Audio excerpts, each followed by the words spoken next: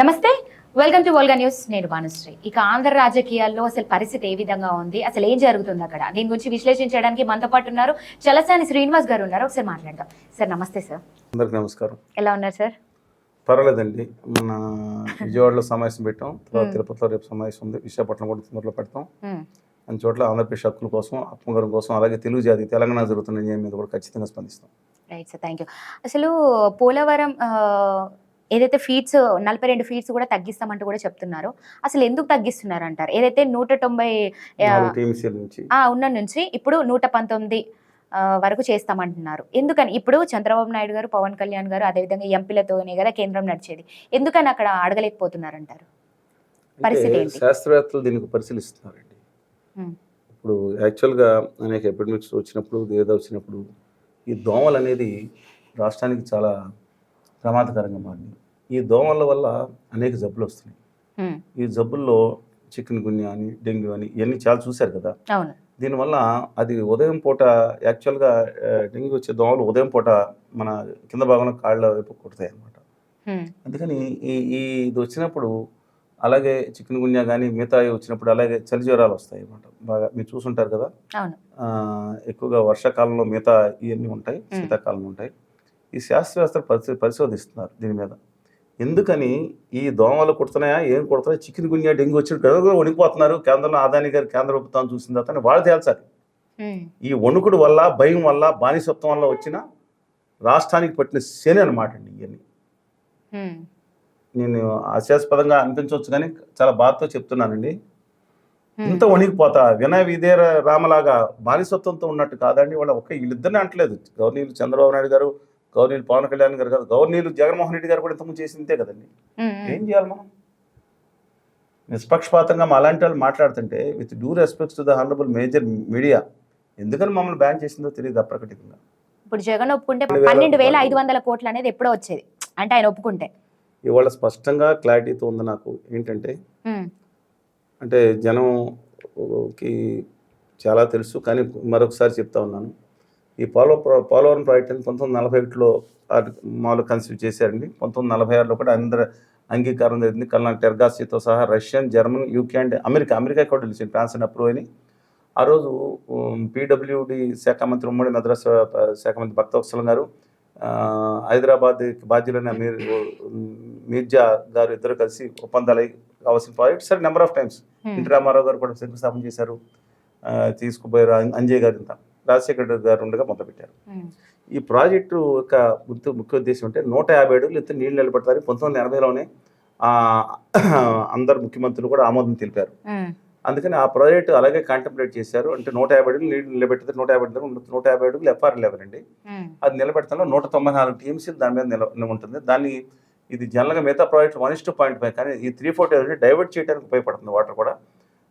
అందువలన live storage ఉండాలంటే 194 to 119 మధ్య లైవ్ స్టోరేజ్. అంటే 135 అడుగులు కనుక ఇలా ఉంటుంది ప్రాజెక్టు. 135 అడుగులు కింద ఉండేది డెడ్ స్టోరేజ్ ఉంటుంది. ఆ లైవ్ స్టోరేజ్ నుంచి అది మిగతా అటు ఇటు కాలువలకు వెళ్ళే అవకాశం ఉంటుంది. అలాగే ఎక్స్ట్రా ఉన్న దాంట్లో నుంచి ఏదైతే ఎక్కువ నీళ్ళు వచ్చినప్పుడు పిఎల్ఎఫ్ ఆ సమయంలో ప్లాంట్ లోడ్ ఫ్యాక్టర్ 90%, 99% కూడా వచ్చే అవకాశం లేదండి. Electricity power project 960 megawatts. దీనివల్ల 7,20,000 ఎకరాల స్టెబిలైజేషన్ కాకుండా ఇప్పుడు అదనంగా అక్కడ కాకుండా మిగతా సప్లిమెంటేషన్ టు కృష్ణా డెల్టా కానీ మొత్తాన్ని చూసుకుంటే దాదాపు, అలాగే దీని ద్వారా చింతలపూడి ఎత్తిపోతల పథకం, అలాగే ఉత్తరాంధ్ర సులిశ్రామంతో దాదాపు 45 లక్షల ఎకరాలకి అన్ని ఇమాజినబుల్ మీరు మాట్లాడారు. 45 లక్షల ఎకరాల వరకు అందుకని ఇక్కడ దీన్ని తగ్గించుకుని అక్కడ రాయలసీమలో 45 టీఎంసీలు అంటే దాంట్లో ఒక 5-10 టీఎంసీలు తెలంగాణకి ఇచ్చిన దాదాపు మ్యాటర్ అండి అది. అక్కడ ఎందుకంటే పై రాష్ట్రాలు 30 టీఎంసీ తీసుకున్నాయి. 80 టీఎంసీలు సేవ్ చేసుకుని మొత్తం చూసుకుంటే 45 లక్షల ఎకరాలకు తక్కువ కాకుండా ఈ ప్రాజెక్టు వల్ల ఉపయోగం దొరుకుతుంది. లక్షలాది మంది ప్రజలకి తాగునీరు దొరుకుతుంది, మంచినీరు. అలాంటి బహుళార్థక సాధ్య ప్రాజెక్టు. ఇవాళ ఏం జరిగిందంటేనండి, దీన్ని మొట్టమొదటిగా దీన్ని 10,000 కోట్లు అనుకున్నా, తర్వాత 16,000 కోట్లు అయిన తర్వాత 2017 ప్రకారం 57,000 కోట్లు అనుకున్నారు. 55,000 కోట్లు 2020లోనే 2017 పంపించారు, 2021లోనే ఆమోదించారు. టెక్నికల్ అడ్వైజరీ కమిటీ ఆమోదించింది. బడ్జెట్ శాంక్షన్ అయ్యి బడ్జెట్లో అవ్వాల్సింది క్యాబినెట్ వరకు అక్కడ ఆగింది. ఆ లోపే కేంద్ర ప్రభుత్వం దీంట్లో మన విభజన సమయంలో కండిషన్ పెట్టి కేంద్ర ప్రభుత్వం పూర్తి చేయాలని చెప్పింది. ఆ రోజు ఉమాభారతి గారు ఉండగా నరేంద్ర దాస్ దామోదర్ దాస్ మోడీ గారు ఆంధ్రప్రదేశ్ మీద కక్ష కట్టినట్టు ఆయన ప్రవర్తించారో లేదో, ఆయన ఆంధ్రప్రదేశ్కి ప్రాజెక్ట్ 100% నిధులు ఇవ్వక్కర్లేదని లెటర్ ఇవాళ కూడా ఉంటుందండి. జలశక్తి మిషన్లో లెటర్ రాస్తే ఉమాభారతి గారిని దండం పెట్టుకుంటున్నాడు ఎక్కడున్నా సరే. ఎందుకంటే తెలుగు జాతి వాళ్ళు ద్రోహులు కాదు, న్యాయం చేసిన వాళ్ళని గుర్తుంచుకుంటారు. ఆవిడ వెంటనే ప్రధానమంత్రి లెటర్ రాసి క్వశ్చన్ లేదు 100% నిధులు ఇవ్వాల్సిందే, 70% కుదరదని లెటర్ రాశారు. మీరు కావాలంటే మీడియాలో వచ్చింది, ఆవిడని అడగండి, ఆవిడ ధన్యవాదాలు చెప్పి బొకే ఇచ్చి వచ్చాం. ఇవాళ చెప్పాలి కదా, అప్పటి నుంచి దీని మీద కక్షాది పెట్టుకుని ఏం పెట్టుకున్నారండి. నిర్మలా సీతారామన్ గారు మేము కలిసాం క్రితంసారి వెళ్ళినప్పుడు 2 ఏళ్ల క్రితం కలిసినప్పుడు 1-2 నిమిషాలు సమయం ఇచ్చారు, ధన్యవాదాలు చెప్పాము. కానీ ఆవిడ కూడా దీని మీద నిధులు పూర్తిగా ఇచ్చేటట్లు లేనట్టు కనపడతా ఉంది. అందువల్ల ఈ నేపథ్యంలో జరుగుతుంది ఏంటంటే అండి కుట్ర, ఈ 55,000 కోట్ల నుంచి ఇప్పుడు ప్రాజెక్ట్ కాస్ట్ కానప్పుడు 79K క్రోర్స్. ఈ సమయంలో ఏమైందండి, ఇది ఉమ్మడి రాష్ట్రంలో 5,400 కోట్లు, క్లియర్గా చెప్పాలంటే 5,400 కోట్లు ఉమ్మడి రాష్ట్రం ఖర్చు పెట్టింది. ఇవాళ వరకు ఈ ప్రాజెక్టుని మీద ఖర్చు పెట్టినది 22,200 కోట్లు ప్లస్ ఈ మధ్యకాలం ఇంకొక 2,000 కోట్లు అండి. ఇప్పుడు కేంద్ర ప్రభుత్వం ఏం చేస్తుందంటే ఈ ప్రాజెక్ట్ని ఎప్పటి నుంచో దీన్ని స్టేజ్ 1 స్టేజ్ 2గా చేయాల్సి వస్తుంది. ఆంధ్రప్రదేశ్ రాష్ట్రానికి పంపించింది. చంద్రబాబు నాయుడు గారు అయితే దీన్ని ఒక డెడ్ స్టోరేజ్ ప్రాజెక్ట్కి సుతరం ఒప్పుకోలేదు ఆయన, ఎందుకంటే జాతి ద్రోహం చేయటం ఇష్టం లేదు. ఎంత ఒత్తిడి వచ్చినా ఆ రోజు నిలబడి పోరాడారు. సరే, జగన్మోహన్ రెడ్డి గారి మీద కూడా భయంకరమైన ఒత్తిడి తీసుకొచ్చారు. మీరు కావాలంటే 1-2 స్టేజ్లు పెట్టుకోండి, డిఫరెంట్ ఇష్యూ, కానీ నాకు పూర్తిగా స్థాయిలో నీళ్ళు నిలబెట్టడం కావాలి మీకు అనుకునే ఉద్దేశంతో ఆయన అన్నట్టున్నారు. ఏం జరిగిందో, కేంద్ర ప్రభుత్వం దగ్గరికి వెళ్ళి మేము ఇంకా 2వ స్టేజ్ డబ్బులు అడగం, ఇంక అవసరం లేదు, దీనికే చేసేయమని చెప్పి 12,950 కోట్లు విడుదల చేసాం, బడ్జెట్ కూడా అప్రూవ్ అయింది, రేపు పొద్దున ఇచ్చేస్తాం, పట్టుకెళ్ళిపోమన్నారు. బట్ ఆ రోజు ఎన్ఎన్ నాగేంద్రనాథ్ గారు వెళ్ళి చెప్పినట్టున్నారు జగన్మోహన్ రెడ్డి గారికి. జగన్మోహన్ రెడ్డి గారు seems flatly refuse that offer from central government. నాకు డబ్బులు మీరు ఇవ్వాల్సిందే, నేను సంతకం పెడితే జాతి ద్రోహంగా మిగిలిపోతాను. ఈ 12,000 కోట్లు తీసుకుని కావాలంటే 12,000 కోట్లు రాష్ట్రం మిగతా చోట్ల ఉంది, ఆ నిధులు ఇవ్వండి అంటే 10,460 కోట్ల రూపాయలు మిగతా రూపాయన ఇచ్చి దీనికి మేము నిధిస్తామన్నారు. అది జరిగింది. ఇవాళ ఏం జరిగిందంటే, వచ్చి రాగానే ఆదానీ గారి బ్యాచ్ ఏదైతే ఉందో ఉత్తర భారత్ ఆంధ్ర మీద విషం జిమ్మే బ్యాచ్ ఆంధ్రప్రదేశ్లో స్లీపర్ సెషన్ పెట్టినట్టున్నారు, తెలియదు నాకు అది. వీళ్ళు వచ్చి ఆదానీ గారు అంటే అర్థంగా దాష్ట్యం చేశాను, గౌతమాదేని కదా, వాళ్ళు ఉత్తర భారతీయ జనతా పార్టీని ప్రస్తుతం నడిచే వాళ్ళు అర్థం నడిచే పార్టీ. ఇవాళ వీళ్ళు ఏం చేశారంటే ఆంధ్రప్రదేశ్ చేరి ఆంధ్రప్రదేశ్ పాపం ఈ రిహాబిలిటేషన్ ఫుల్ సెటిల్మెంట్ నిధులు మోడీ గారు ఇవ్వాలంటే బాధపడతారు, గుజరాత్ నుంచి ఇవ్వాలి పాపం అనుకుంటున్నారు. ఆంధ్రప్రదేశ్ ప్రజల పళ్ళు ఓడగొట్టి ఏళ్ళ దగ్గర నుంచి సెస్ వేసి ఇలా సాగు కొట్టు ఏం చేస్తాం, అసలే కష్టాలు ఉంటే ఈ నిధులు తీసుకెళ్లి రిహాబిలిటేషన్ పెట్టాలని మోడీ గారిని బతిమాలి ఒప్పిస్తానన్న. మోడీ గారి బతిమాలి ఆయన ఎందుకు ఒప్పుకోరండి? ఇది ఇలా ఉంటే దరిద్రం మన మెత్తి మీద ఇలా ఉంటే, ఈ మధ్యన కేంద్ర ప్రభుత్వం 12,000 మళ్ళీ పాత తీసింది, 2022లో ప్రకటించారన్నారు, ధన్యవాదాలు చెప్పాం. 2023లో ఇచ్చేస్తున్నారు, ధన్యవాదాలు చెప్పాం. 2024లో 12,157 కోట్లు బడ్జెట్లు ఇచ్చేసినట్టు ప్రకటించారు, ధన్యవాదాలు చెప్పాం. మళ్ళీ వచ్చి ఈ ఆంధ్రప్రదేశ్ రాష్ట్ర ప్రభుత్వంతో దుర్మార్గం చేయించింది ఏమోనని అవమానం. ఇవాళ కేంద్రంలో ఉన్న రామ్మోహన్ నాయుడు గారు ఖచ్చితంగా దీని బాధ్యత వహించాలి. ఆయన్ని అభిమానించి నేను కూడా చాలా గొప్పగా అనుకున్నాను, ఎందుకంటే ఆంధ్రప్రదేశ్ హక్కుల కోసం నిలబడతాను. దుర్మార్గం చేస్తుంది కేంద్ర ప్రభుత్వం. ఈ రాష్ట్రంలో హోదా తప్పితే ఇలాంటి కుమ్ముక్కు రాజకీయాలు వద్దని చెప్పి మాట్లాడిన వ్యక్తి వాళ్ళు కుమ్ముక్కు అయిపోయినట్టున్నారు. నేనన్నా బాధ కలిగి ఉంటుంది, ఆత్మసాక్షి తెలిసి వాళ్ళు ఏం చేస్తున్నారు. ఇంతకు మించి చేయలేమనుకుని సమాధానం పరచుకోవడం వేరు. శాశ్వతంగా మీరు క్యాబినెట్లో ఉండగా దీన్ని ఒక డెడ్ స్టోరేజ్ ప్రాజెక్ట్ చేయడానికి ఒప్పుకున్నారా లేదా? మీరు ఈ సమాధానం చెప్పాలి. Who may it maybe Chandrababu Naidu గారు సమాధానం చెప్పాలి, మీరు ఒప్పుకున్నారు లేదా? జగన్మోహన్ రెడ్డి గారు సమాధానం చెప్పాలి, ఒప్పుకున్నారు లేదా? ఎవరైతే నాకేంటండి, పోలవరం ప్రాజెక్టుతో మాకు 35 సంవత్సరాల నుంచి అనుబంధం ఉంది, అది రావాలనే పోరాటంతో పెద్దలు ఎక్కడున్నా కిల్ స్టేషన్లో అయ్యారు, మొన్న ఎర్ర నారాయణ గారికి దండం పెట్టుకోవాలి, వాళ్ళందరూ కలిసి చేసిన పోరాటానికి. ఇవాళ నేను అడుగుతూ ఉన్నాను, ఇవాళ భయంకరమైన కుట్ర ఆంధ్రప్రదేశ్లో మొదలైంది. ఇది నయవంచన అంటారు. నయవంచన అంటే బడ్జెట్ మీద దెబ్బ కొడితే పర్వాలేదు. ఎలాంటి నయవంచన అంటే దాని బడ్జెట్ లోపల ఎవరికి తెలియకుండా మూల రాసి పెట్టారు పదం. ఈ 12,000 కోట్లు ఇస్తామనేది ఒక చోట పెట్టి అది గాల్లో పంపించేసి 5,900 కోట్లు 5,400 కోట్లు దాదాపుగా ఈ డబ్బులు ఎరాట్ చేస్తున్నాం. 5,000 చిల్లర కోట్లు 2024-25కి అప్పుడే ప్రకటించారు కదా. మళ్ళీ 12,000 కోట్లు ఏంటి అసలు? ఇది ఆల్రెడీ 2,800 ఇచ్చాం, బ్యాలెన్స్ ఈ మార్చి లోపల ఇస్తాం. సరే, కాకపోతే మిగతా 5,900 కోట్లు వచ్చే సంవత్సరం 26 మార్చి లోపల ఇస్తాం. అసలు దీంతో పాటు ప్రాజెక్ట్ కంప్లీట్ అయిపోయినట్టే, మాకు ఎలాంటి సంబంధం లేదన్నట్టు రాసి పడేశారు.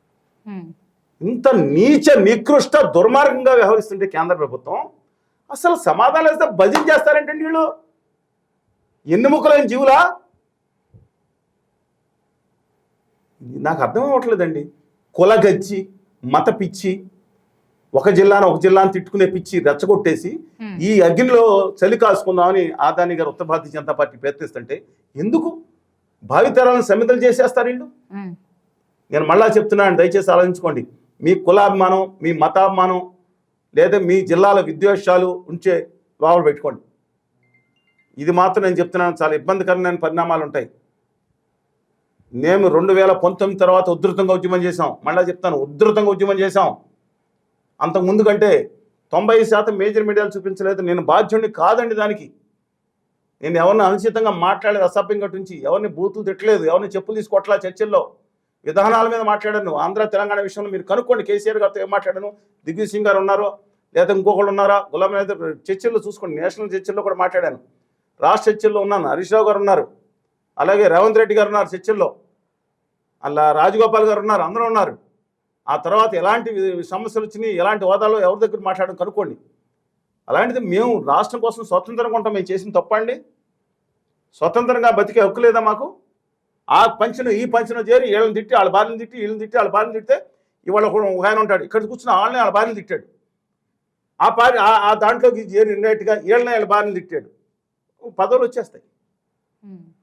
నేను మమ్మల్ని తిట్టుకున్న వాళ్ళు తిట్టుకోండి, మీరు మమ్మల్ని దేశించినా ప్రేమించినా మేము మాత్రం మా తెలుగు జాతి కావాలనుకుని మేము దాన్ని ప్రేమిస్తుంటాం.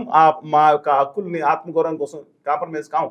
ఎన్ని ఇబ్బందులు పెట్టారు, ఎన్ని వేధించారు, చంపేస్తారక ఆ తప్ప అన్నీ చేశారని నేను చెప్తున్నాను. నరకయాత్ర పెట్టారు. నాకు కావాల్సింది నేను చెప్తాను, జనం మీకు ప్రపంచం కావాలి, దేశంలో కాశ్మీర్ కావాలి, మీ ఇష్టం. నాకు మొట్టమొదటిగా కావాల్సింది ప్రపంచంలో మానవీయత, తెలుగు జాతి. దాని తర్వాతే నా పక్కన ద్రావిడులు, మొత్తం మన దేశం ప్రపంచం నెంబర్ 1 ఉండాలి, ఇవన్నీ ఉన్నాయి నాకు. బట్ నా తెలుగు జాతి కూడా అన్యాయం జరుగుతుంది. తెలంగాణకు కూడా బడ్జెట్లు తీరని ఘోరని అన్యాయం జరిగింది. సరే, కమింగ్ బ్యాక్ టు పోలవరం. ఇవాళన్నా ఏ మాత్రం చిత్తశుద్ధున్నా ప్రజలు ఎన్నుకున్నారు, ఏ మాత్రం మీకు 100వ వంతు ఉన్నా సరే గౌరవ ఎంపీలు అక్కడ ఉన్న ప్రజాప్రతినిధులందరికీ సవినయంగా విజ్ఞప్తి చేస్తున్నాను. ఇవాళ అమెండ్మెంట్ పెట్టండి. అమెండ్మెంట్ పెట్టడం తప్పు కాదు. బీజేపీ వాళ్ళు కూడా అమెండ్మెంట్ పెట్టుకుంటారు బిల్లులకి. మీరు దాంట్లో రాసిన ఏదైతే బడ్జెట్లో రాసింది, ఎందుకంటే ఒకసారి బడ్జెట్ మనకు పోలవరం హామీకి పార్లమెంట్ ఇచ్చారు కాబట్టి దాన్ని తొలగించాలంటే మళ్ళీ పార్లమెంట్లోనే పెట్టాలి. అది అతి తెలివిగా బడ్జెట్లో వాళ్ళు పెట్టేయాలి. క్రితం సంవత్సరం పెట్టారు. ఇంతటి నమ్మక ద్రోహం చేసిన తర్వాత మనం కనుక ఎవరైతే దానికి ఒప్పుకున్నారో శాశ్వతంగా చెప్తున్న నమ్మక ద్రోహులుగా మిగిలిపోతారు. ఒక వైట్ పేపర్ నేను ఇప్పుడు లక్ష్మీనారాయణ గారు అందరూ కూడా వినతి పత్రం రాస్తున్నారు. జేడి లక్ష్మీనారాయణ గారు, నేను సిపి రామకృష్ణ గారు, శ్రీనివాసరావు గారితో కూడా మాట్లాడతాను, కాంగ్రెస్ పార్టీ వారితో కూడా మాట్లాడతాను. With due respect to them.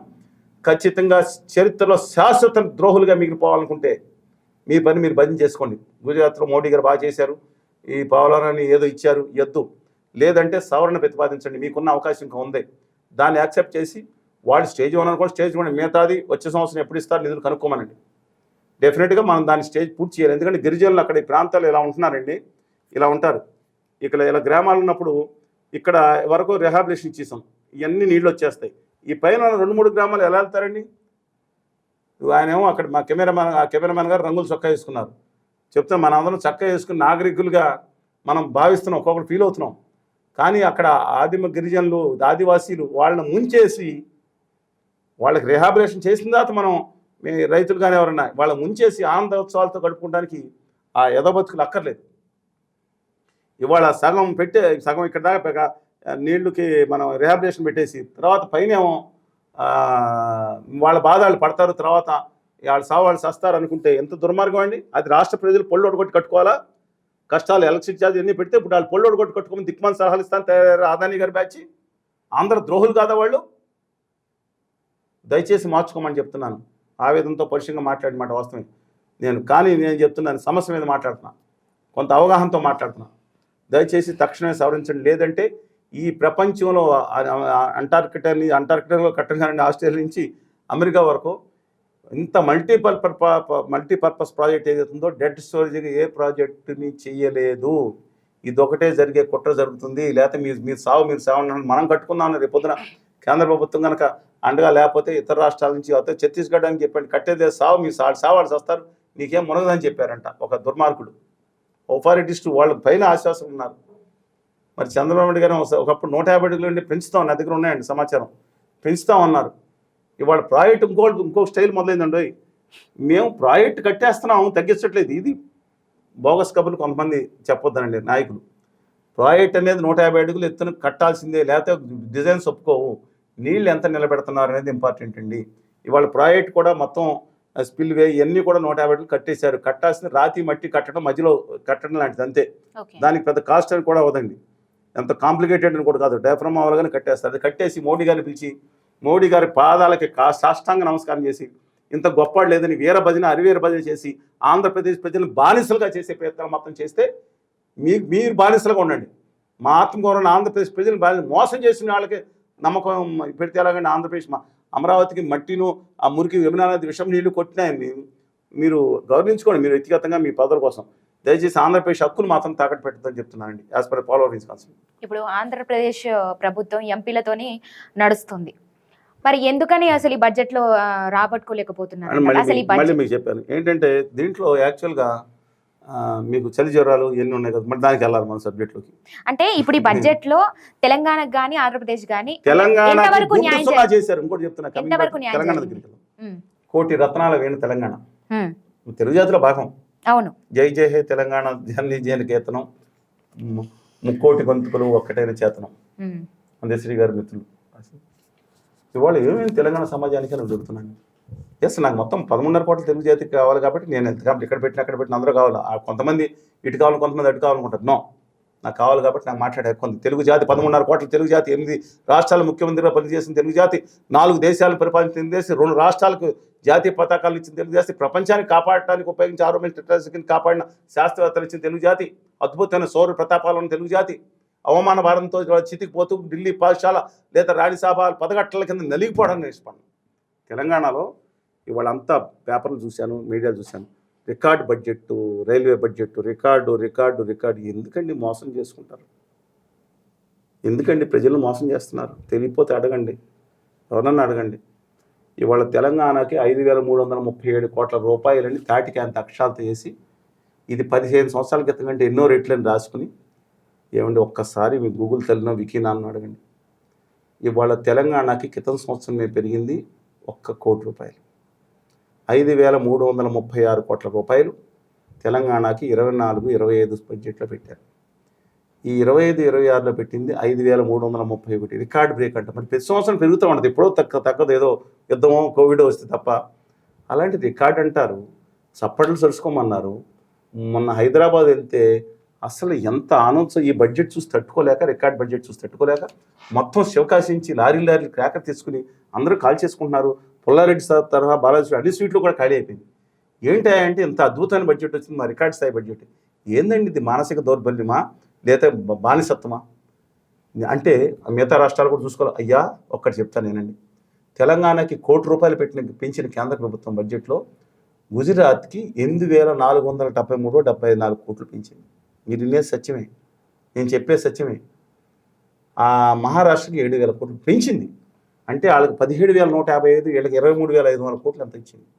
తెలంగాణకు 5,536 ఇలా ఇచ్చి 10 ఏళ్ల క్రితం కంటే పెంచి, ఎవరికి కావాలండి 10 ఏళ్ల క్రితం ఏదండి చచ్చిపోయిన బర్రె పగిలిపోయిన బుడ్డెడు పాలు ఇచ్చింది, ఎంత బాగుండేదా బర్రె? ఎవరికి కావాలి? అయిపోయినాయండి, ఎప్పుడు చిన్నప్పుడు అయిపోయింది. 10-20 ఏళ్ల క్రితం ముచ్చట చెప్తారేంటి వీళ్ళు? దిమాగుతో చేయాలి కదా వీళ్ళు, అర్థం కాదు. మా మోడీ గారు బుల్లెట్ ట్రైన్ పెట్టుకున్నారు, 19,000 కోట్లు ఇచ్చారు ఈ సంవత్సరం బుల్లెట్ ట్రైన్ గుజరాత్కి. కాదండి, ఇదేంటండి నాకు అర్థం కాని సమస్య. బుల్లెట్ ట్రైన్ గుజరాత్కి ఇవ్వటం ఏంటండి నాకు చెప్పండి. ఇచ్చారు, ఇక్కడ బంద్ చేయటం ఏంటండి? ఈ బుల్లెట్ రైలు కోసం, గుజరాత్కి వేసుకున్న బుల్లెట్ రైలు కోసం గత 3 సంవత్సరాల్లో బడ్జెట్లో పెట్టింది 57,000 కోట్ల రూపాయలు. ఇక్కడ ఏమైంది? రేవంత్ రెడ్డి గారు ఉన్నారు, కేటీఆర్ గారు ఉన్నారు, ప్రవీణ్ గారు ఉన్నారు, బట్టి విక్రమార్క గారు ఉన్నారు, సాంబశివరావు గారు ఉన్నారు, జాన్ వెస్లీ గారు ఉన్నారు. దయచేసి ఎందుకు స్పందించలేదు? నిన్న అయిపోయింది. ఒక నేషనల్ ప్రాజెక్ట్ రావాలి కదండి, నేషనల్ ప్రాజెక్ట్ అని ప్రకటించలేదు. ఒక ఐటీఆర్ని ముంచేశారు. 11 సంవత్సరాల నుంచి ఇన్ఫర్మేషన్ టెక్నాలజీ మిషన్ హైదరాబాద్ ఎంత బాగా పెరగాలండి. 3 లక్షల కోట్లకు సాఫ్ట్వేర్ కూడా హైదరాబాద్ బతుకుతుందంటే, అపార్ట్ ఫ్రమ్ ఎర్లియర్ అంటే యాజ్ ఫర్ ఫైనాన్షియల్ రంగం దాన్ని చూసుకుంటే ఫార్మాకి హబ్ కింద ఉండేది. తర్వాత ఏమో సాఫ్ట్వేర్ అంటే 3 లక్షల మంది దాంట్లో పనిచేస్తూ ఉంటే, అసోసియేట్గా దాదాపు 5 లక్షలు 8 లక్షల కుటుంబాలు దాంట్లో ఉంటే, దాదాపు 30 లక్షల మంది 40 లక్షల మంది దాని మీద ఆధారపడి ఉన్నారు. ఫార్మాస్యూటికల్ రంగం మీద దాదాపు 7-8 లక్షల మంది ఆధారపడి ఉన్నారు, ఇండైరెక్ట్ గా అన్ని విధాలు చూసుకుంటే. అలాంటి రంగాల మీద మిగతా దేశం నేను అడుగుతాను, ఎక్కడ తీసుకెళ్ళిపోతున్నారు? ఇవాళ ఇంత దుర్మార్గంగా కేంద్ర ప్రభుత్వం వ్యవస్థ గుండు సున్నా తెలంగాణకి ఇస్తుంటే, ఇంత అన్యాయం జరుగుతుంటే ఎందుకు మాట్లాడలేకపోతున్నారు అంటే ఓ ట్రయాంగిల్ పెట్టేశారు. స్థానిక బీజేపీ ఈయన తిడతాడు ఆ పక్క నాయకుడిని కేటీఆర్ గారిని, కేటీఆర్ గారేమో రేవంత్ రెడ్డి గారిని అంటారు, రేవంత్ రెడ్డి గారేమో బీజేపీని ఇటు వీళ్ళు అంటారు. ఈ ట్రయాంగిల్లో జనం పడిపోతున్నారు. అంటే దీనికి అదనంగా కులం గొడవ తీసుకొచ్చారు కొంతమంది, ఆ మతం విద్వేషాలు తీసుకొస్తున్నారు కొంతమంది. ఇక ఏం చేయాలండి ఇప్పుడు అంటే ఈ గొడవలో ఇళ్ళు కొట్టుకుని వెళ్ళిపోయి పాహిమా నీ కాలుముక్త బానిసని గుజరాతీ ద్వారా మీ దగ్గరికి వెళ్తాం అని చెప్పి వాళ్ళ దగ్గరికి కాలు మొక్కాలనా? ఎంత పోరాటతత్వం ఉండే తెలంగాణ సాయుధ పోరాటం స్ఫూర్తి పొందింది. ఇవాళ పక్కన మహబూబ్నగర్లో అణుధార్మికం అంతా వస్తుందని మొత్తుకుంటా ఉంటే పోరాటం ఏదండి?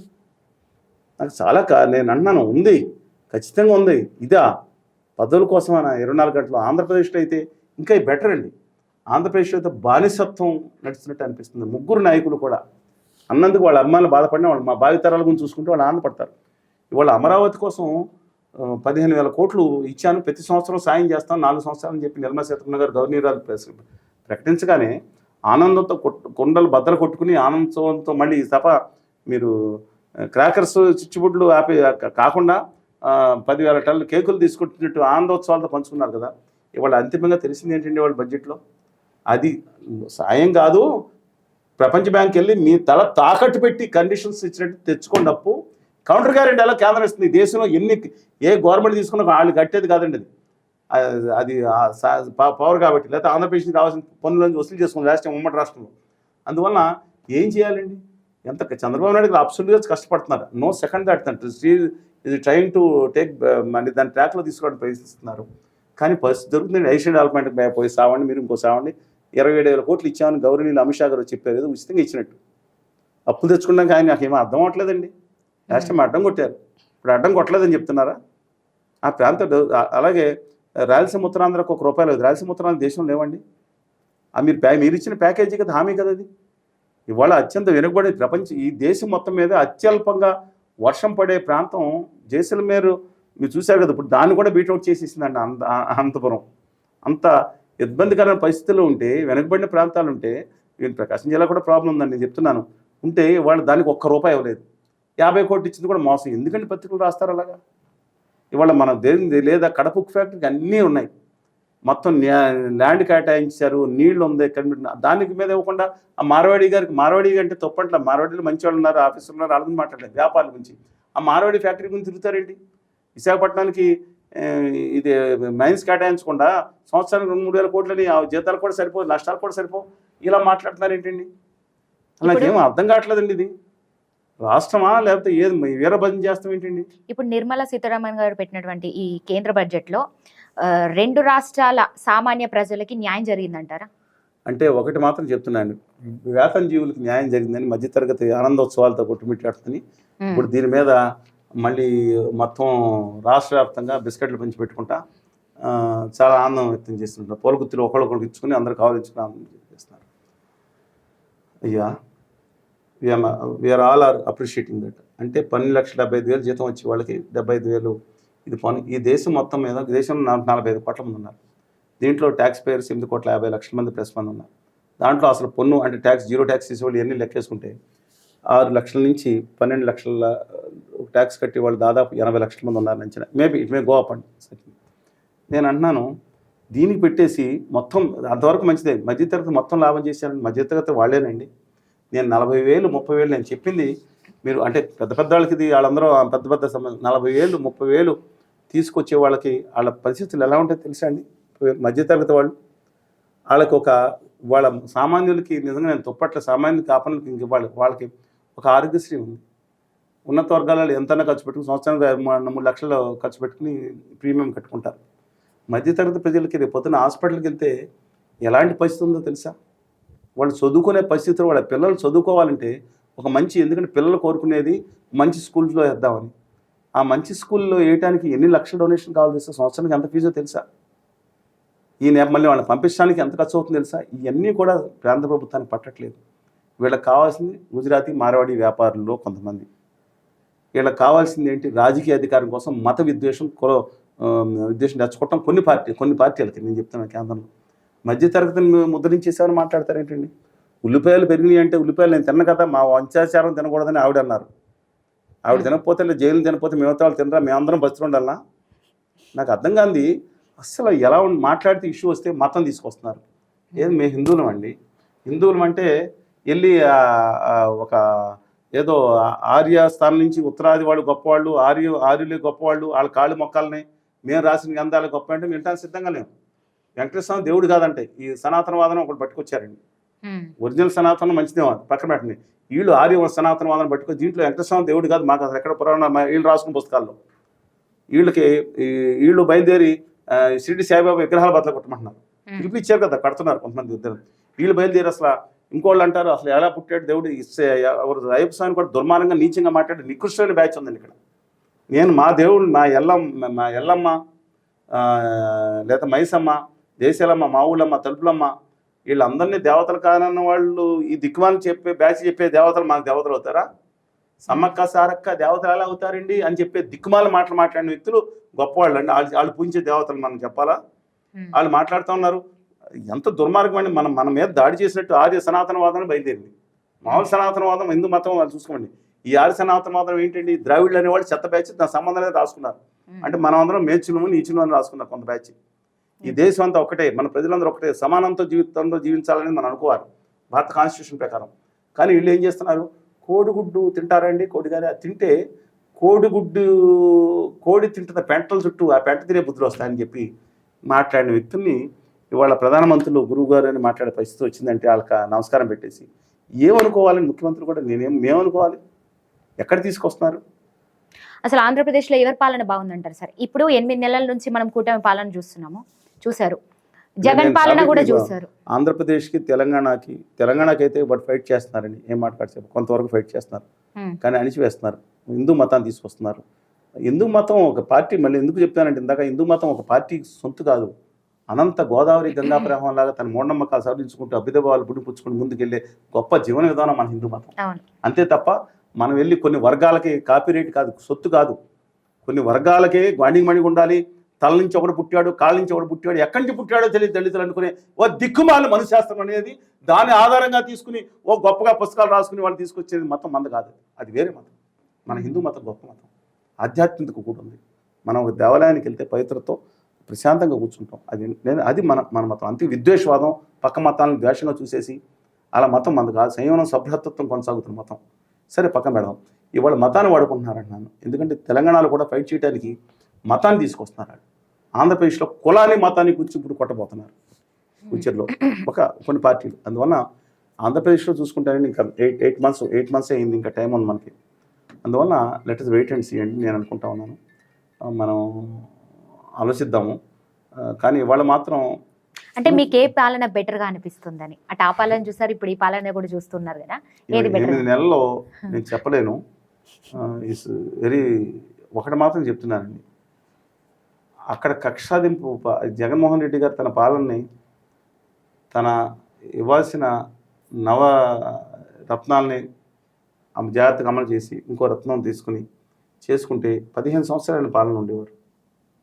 ఎందుకని ఎవరు డైవర్ట్ చేశారో తెలియదు. కక్ష సాధింపు ధోరణిలోకి వెళ్ళటం అనేది మంచిది కాదండి. కొన్ని చర్యలు అమరావతిని 50 అంతస్తులు కట్టడం మానేసి హరితంగా కట్టుకోవచ్చు, అంత స్థాయిలో కాపని కట్టుకోవడం తప్పలేదు. అది కానీ మిగతా వాళ్ళ మీద కానీ ఇప్పుడు 73 సంవత్సరాలు ఉండి అనారోగ్యంతో చంద్రబాబు నాయుడు గారు వేధించడం స్ట్రైట్ ట్రాక్ కదా. అది మోడీ గారు, అమిత్ షా గారు చెప్పే ఉండొచ్చాము. ఎందుకంటే వాళ్ళ లైన్లో తీసుకోవడానికి దాంట్లో పావటం ఎందుకండి? అంటే ఈయన కూడా ఉంటుంది 6093 అన్నారు కదా, ఆయన కూడా పెట్టాలి. అడిగిందో వీళ్ళు అడిగిందో ఆపరేటివ్స్ డిఫరెంట్ ఇష్యూ ఉన్నాం. బట్ తప్పు కదండి. ఏం జరిగింది? అంతిమంగా పాలన డైవర్ట్ అయిపోలేదు. నవరత్నాల్లో కొన్ని 2 అమలు చేయకపోవచ్చు, లేట్ అయి ఉండొచ్చు, కొన్ని అమలు చేశారు. కొన్ని విషయాల్లో బాగానే ఉంది, కొన్ని విషయాల్లో నెక్స్ట్ డెవలప్మెంట్ యాక్టివిటీస్ తగ్గిపోవాలి. ఈ సూపర్ 6 హామీల మీద కూడా చేతులు ఎత్తేసినట్టే అంటారా? అంటే ఇప్పుడు సంపద సృష్టిస్తామంటారు, సంపద సృష్టించాకే ఇవి రైతు భరోసా కానీ అమ్మఒడి కానీ ఇవన్నీ చేస్తామంటున్నారు. మరి నేను అనేదండి అసలు హామీలు ఏంటండి? ఇవాళ బీజేపీ ఢిల్లీలో ఇచ్చిన హామీలు ఇవాళ నేను చెప్తా ఉన్నానండి. హామీలు ఆ పన్నులకి ఇవ్వాల్సింది, ఫ్రీ బీస్ తప్పని అన్నిటి అన్నాను. ఇంకా అవసరం వాళ్ళకి వికలాంగులకి చాలా ఇబ్బందిగా ఉంది. వాళ్ళకి రావటం వెళ్ళటం కాబట్టి వాళ్ళకి ఇంకా కొంచెం వికలాంగులకు కొంచెం సదుపాయాలు కలిగి ఇంకా ఇవ్వాల్సి ఉంటుంది. కానీ ఓట్ల కోసం గుర్తుగా ఇవ్వడం ఏంటి? అబ్సల్యూట్లీ రాంగ్ అండి. వాళ్ళ ఆంధ్రప్రదేశ్ ఆర్థిక పరిస్థితి తెలుసుకోకుండా ఇచ్చారు. బట్ ఎస్టర్డే ఆయన ఇచ్చిందని 80% అమలు చేస్తాం. కొంచెం ఆలస్యమైన లేట్గా వచ్చిన లేటెస్ట్గా వస్తానన్నట్టు పవన్ కళ్యాణ్ గారి డైలాగ్ లాగా. అదే అసలు అంటే డెఫినెట్గా తర్వాత ఎన్నికల ముందన్నా అది ఆ లోపల లేదా వచ్చే సంవత్సరం అమలు చేస్తారని డెఫినెట్గా ఆయన హామీ ఇస్తున్నారు. డెఫినెట్గా అన్ని అమలు అవుతాయి అంటున్నారు. అంటే ఈ ఆంధ్రప్రదేశ్ ఆదాయం తెలిసి కూడా ఈ సూపర్ 6 హామీలు అసలు ఎందుకు ఇచ్చారంటారు? ఇంతకుముందు జగన్మోహన్ రెడ్డి గారు ఎందుకు ఇచ్చారో చెప్తున్నానండి. ఆ రోజు ఆంధ్రప్రదేశ్ ఆదాయం తెలుసుకుని ఎందుకు ఇచ్చారో, అంతకుముందు చంద్రబాబు నాయుడు గారు దాన్ని ఏమంటారండి, మన రైతు రుణమాఫీ వద్దు మొర్రో అంటే కొద్ది ఎందుకు ఇచ్చారో, కట్టుకుంటానంటే మీరు కట్టుకోవాల్సిన పని లేదు, 1-2 సార్లు 4 కొండల బదులు కూడా చెప్పారు. వాళ్ళకి ఏమైందండి, మంగళసూత్రాలు కూడా తాకట్టు పెట్టుకుని అప్పులు తీసుకొచ్చి తీసేసుకున్నారు బ్యాంకులు కూడా. ఈయన ముందే చెప్పుంటే వడ్డీలు పడి ఉండే కాదండి అబ్సల్యూట్గా. అందువల్ల నా అభిప్రాయం ప్రకారం అది అధికారం కోసం అడ్డమైన హామీలు ఇవ్వకూడదు. ఇక్కడి నుంచి అన్నా ఇది గుణపాఠంగా తెచ్చుకోవాలండి. అందువల్ల ఇప్పుడన్నా సవరించుకోవాలని చెప్తాను. అయినా ఒకటి చెప్తాను, కేంద్రంలో ఉన్న హామీలు మన ప్రత్యేక హోదా వచ్చి విభజన హామీలు వచ్చి తెచ్చుకున్న 4-5 లక్షల కోట్లు వస్తుంది. తులసిరెడ్డి గారు ఎప్పుడు చెప్తారు, లెక్కలు ఉంటాయి ఆయన దగ్గర. కానీ విభజన హామీలు రాయితీలు వస్తే ఉద్యోగాలు వస్తాయి. 10-15 లక్షల మంది ఉద్యోగాలు, 20 లక్షలు ఏంటని చెప్తున్నారు వీళ్ళు. 10-15 లక్షల మంది పారిశ్రామికవేత్తలు తయారవుతారు. మీరు 100% ఎగ్జిబిషన్ గుజరాత్కి ఎత్తుకుపోయాడు కదా ఆయన అడ్డంగా. మీ హామీతో నడుస్తున్న కేంద్ర ప్రభుత్వం నుంచి అడ్డంగా గుజరాత్కి ఎత్తుకుపోయి బడ్జెట్లో రాసుకున్నారు కదా. ఆంధ్రప్రదేశ్ పేరు లేదు బడ్జెట్లో, అన్ని పేరు ఏముంటుంది, మనకు వడ్డింపు కూడా తక్కువే. ఇవాళ అందుకని నేను చెప్తున్నానండి, దయచేసి గమనించమండి. ఇవాళ కనుక మీరు తెచ్చుకోలేకపోతే శాశ్వతంగా చాలా కష్టం అవుతుంది. ఇవాళ రాష్ట్రంలో ఏదైతే అమరావతికి వాళ్ళు చేస్తున్న దుర్మార్గం, నేను మీ తిప్పలు మీరు పడుతున్నారు, నేను కాదని చాలా కష్టపడుతున్నారు. బట్ ఇవాళ మళ్ళీ చెప్తున్నానండి, ఇవాళ బానిసత్వం చేస్తే మిగిలేది ఆంధ్రప్రదేశ్ భావితరాలు దెబ్బతింటాయి. ఉన్నదేదో తెచ్చుకుంటే అంతకుమించి చేయలేమనుకున్నారు. ఆయన కూడా అష్టదిగ్బంధం చేసేస్తున్నారు. ఉత్తర భారతీయ జనతా పార్టీ నేను చెప్తాను, ఇవాళ తెలుగుదేశం పార్టీని బతకనివ్వదండి. రేపొద్దున వైకాపాని కూడా బతకలేదు వాళ్ళు అనుకుంటున్నారు. ఇవాళ తెలుగు రాష్ట్రాలకి ఇబ్బంది జరుగుతుంది. ఈవెన్ భారతీయ రాష్ట్ర సమితిని కూడా బతకలేదండి. భారత రాష్ట్ర సమితి టీఆర్ఎస్ కూడా అందరూ కలిసి నిలబడితే, నిబద్ధతతో పోరాడితే రాష్ట్రానికి లాభం, తెలుగు జాతి నిలబడుతుంది. లేదా విడిపోతే పడిపోతాం. అసలు ఇప్పుడు ఏదైతే సంపద ఎప్పుడు సృష్టిస్తారు, సంపద సృష్టిస్తా అని చెప్తున్నారు, ఎప్పుడు సృష్టిస్తారు, అసలు హామీలు ఎప్పుడు నెరవేరుస్తారంటారు? ఇది సాధ్యమే అంటారా? అవునండి, సంపద సృష్టించడం ఆయనకి సాధ్యమే. కానీ పని చేయాల్సింది ఏంటంటే అప్పులు తీసుకొస్తే సంపద సృష్టించడం కాదండి. ఆంధ్రప్రదేశ్కి ప్రత్యేక హోదా విభజన హామీలు అనేది 2020 ఇవ్వాల్సిన చాలా రాయితీలు 2027 మార్చి వరకు ఈశాన్య రాష్ట్రాలు కొనసాగుతున్నాయి. హామీ లేకపోయినా గుజరాత్ పట్టుకెళ్ళిపోయారు. లక్షల కోట్ల రూపాయలు అక్కడ బిజినెస్ నడుస్తుంది. దోలేరా సిటీ కాకుండా ఇప్పుడు గిఫ్ట్ సిటీలో పెట్టుకున్నారు. మీరు దయచేసి వాళ్ళ గుజరాత్కి పట్టుకెళ్ళిన 17,000 కోట్లు 19,000 కోట్లు ఈ సంవత్సరం రైల్వే బడ్జెట్లో మీరు ఒక 25,000 కోట్లు ఎక్కడంటే సంపద ఇక్కడ పెరుగుతుందండి తీసుకురాగలితే. అలాగే మీరు మిగతా విషయాల్లో ఏదైతే మన దాంట్లో వచ్చే నిధులు కనుక మనం తెచ్చుకుని రాయలసీమ ఉత్తరాంధ్రకి 49,000 కోట్లు 24,000 కోట్లు 10 ఏళ్ల క్రితం, ఇవాళ 49,000 కోట్లు ఆ ప్రాంతాలు అభివృద్ధి అవుతాయి. సంపద సృష్టించడం కుదురుతుందండి. దాంతో పారిశ్రామిక రాయితీలు కానీ తెచ్చుకుంటే అద్భుతంగా 10-15 లక్షల మంది యువకులు ఇక్కడ పారిశ్రామికవేత్తలుగా తయారవుతారు. వీళ్ళు 1 కోటి మందికి పైగా ఉపాధి కల్పిస్తే సంపద సృష్టిస్తారు. అంతేగాని దావోస్ వెళ్ళి ఉత్తి చేతులతో వచ్చాను నేను హేళన చేయను. నిజంగా రాయితీలు కనుకుంటే నేను చాలాసార్లు చెప్తాను, ఎక్కడో అరకులోయలో కొండ మీద మీటింగ్ పెట్టినా కొన మీద మీటింగ్ పెట్టి వీళ్ళు అందరూ వచ్చేస్తారు ఆ రాయితీలు ఇస్తానంటే. దావోస్ వెళ్ళి అక్కర్లేదండి. అందువల్ల దయచేసి ఈ విధంగా గమనించమని కోరుతా ఉన్నాను. ఇవాళ మాత్రం విషమ పరిస్థితులు ఆంధ్రప్రదేశ్ ఉంది. ఇప్పుడు మీరు ఏదో చర్చ పెట్టుకు వచ్చిందే కట్టడం అని చెప్పి ఆ విధంగా ఉంటారా? కనీసం మీ మీద ఆధారపడింది కాబట్టి ఇప్పుడన్నా సాధించి ఏమైనా తెచ్చుకుంటారా, లేకపోతే నగిషీలతో కాలం గడుపుతారా అనేది వాళ్ళు ఆలోచించుకోవాలండి. కడప ఉక్కు ఫ్యాక్టరీ లేదు, రామాయపట్నం పోర్ట్ నెట్లు కొనట్లేదు. ఇంతకుముందు జగన్ గారు పక్కన పెట్టారు, అందుకే కదా 11 సీట్లు వచ్చినాయి. ఇప్పుడు ఏపీలో కూడా 11 సీట్లు వచ్చింది, అందుకే కదండి. హామీలు అమలు చేయలేదు, కక్ష అది కూడా మేజర్ పాయింట్. కక్ష కాదు, హామీలు అమలు చేయలేదు. మరి ఇప్పుడు 11 సీట్లు మీకు 164 సీట్లు ఇచ్చారు కదా. మరి మీరు కూడా హామీలు అమలు చేయకుండా మీరు మాట్లాడేది కదా. ఒంటికి కారం రాసుకోండి రా అని మాట్లాడింది ఎవరండి? పవన్ కళ్యాణ్ గారు కదా. దిక్కులు పిక్కటిల్లా ఎంపీలని. ఇప్పుడు మరి ఎంపీలు ఇంత దుర్మార్గంగా ప్రవర్తిస్తారని ఆరోపణలు వస్తున్నాయి, నిమ్మకి నీరెత్తుతున్నారు ఆరోపణలు వస్తున్నప్పుడు మరి కారణం రాసుకోవాలి ఎంపీలు. ఎందుకంటే ఎంపీలు నేను ఎన్నుకొని పంపించాం గౌరవనీయులు. వాళ్ళు ఆలోచించండి, వాళ్ళ పార్టీ నాయకులు ఏదైనా చెప్పొచ్చు, but they have to comply with the public ఆస్పిరేషన్స్కి కంప్లై అవ్వాలి కదండి వాళ్ళు. అన్ఫార్చునేట్లీ రాజకీయాలు అనేది వస్తాయి వెళ్ళిపోతాయి. వాళ్ళకు ఒక మంచి అవకాశం వచ్చింది పార్లమెంట్లో. జవహర్లాల్ నెహ్రూ గారు, అంబేద్కర్ గారు కూర్చున్నారు, పార్లమెంట్లో కూర్చుంటున్నారు. అందువల్ల ఎంతో స్వాతంత్ర సమరయోధులు ఇప్పుడు ఎవరు ఉన్నారు పార్లమెంట్లో కొంతమంది తప్ప ఇవాళ. అందువల్ల మా ఈ ఆంధ్రప్రదేశ్ నుంచి అంటున్నాను, అందువల్ల దయచేసి మీరు గమనించమని చెప్పి కోరుతా ఉన్నాను. లెటర్స్ ఫైట్ అండి. ఇవాళ విడిపోయితే పడిపోతాం, కలిసి పోరాడితే నిలబడతాం. తమిళనాడు వెళ్ళి ఒకసారి ఆ కావేరీ నీళ్లు కనుక ఒక బాటిల్లో తెచ్చుకుంటే కనీసం పోరాడంటే మనాలు బలుస్తున్నారు కానీ కనమాట తక్కువ అంటలే. ఇవాళ ఈ నాయకులు చెప్తున్నా, ప్రజలకు కాదు, ప్రజలను కూడా బానిసగా కుల పిచ్చి మత పిచ్చిలో ఒక ప్రాంత పిచ్చిలో పడేసే ప్రయత్నం చేస్తున్నారు. మంచి పద్ధతి కాదు. చంద్రబాబు నాయుడు గారు ఇమ్మీడియట్గా సవరించుకొని వాళ్ళ పోలవరం అమెండ్మెంట్ తీసుకురాకపోతే రాష్ట్ర ప్రభుత్వం చేసిన ద్రోహంగా మిగిలిపోతుంది. ఎంపీలు కూడా చెప్తున్నాను, ఆ పరిమాణం పేదలు నత్తాని గారిని పక్కన పెట్టి మిగతా 35 మంది ఎంపీలు ఆంధ్రప్రదేశ్ని ప్రాతినిధిస్తున్న వారికి కూడా మై హంబుల్ రిక్వెస్ట్, తక్షణమే మీరు దీన్ని టేకప్ చేయండి. పెద్ద ఇష్యూ కాదు ఇది. మీరు ఆ పోలవరం టేకప్ చేయండి. అమరావతి విషయంలో ఖచ్చితంగా మీరు నిధులు గ్రాంట్గా అడగండి. రాయలసీమ ఉత్తరాంధ్ర నిధులు సాధించండి. మిగతా కూడా ఉన్నాయి. పోలవరానికి ఏదైతే పూర్తి స్థాయిలో ఏదైతే ఉందో దీని అమెండ్మెంట్స్ సాధించండి. డెఫినెట్గా ప్రజలు హర్షిస్తారు.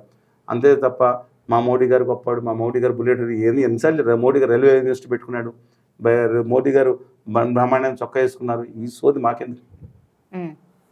ఇప్పుడు ఆంధ్రప్రదేశ్లో హైడ్రామా నడిచింది కూడా చూసారు కదా. మున్సిపల్ ఎన్నికల మీద కూడా మున్సిపల్ కౌన్సిలర్ని కిడ్నాప్ చేసి అట్లా ఓట్లు వేయించుకోవడం ఎట్లా చూస్తారు? ఇప్పుడు వైసీపీ కార్పొరేటర్ ఏం చెప్తున్నారు, మమ్మల్ని ఏదైతే బెదిరించి భయపెట్టి ఓట్లు వేయించుకున్నారు, కొంతమంది చెప్పారు ప్రాణహాని ఉందని మేము ఇట్లా చేసామంటూ కూడా వీళ్ళు ఒప్పుకోవడం జరిగింది.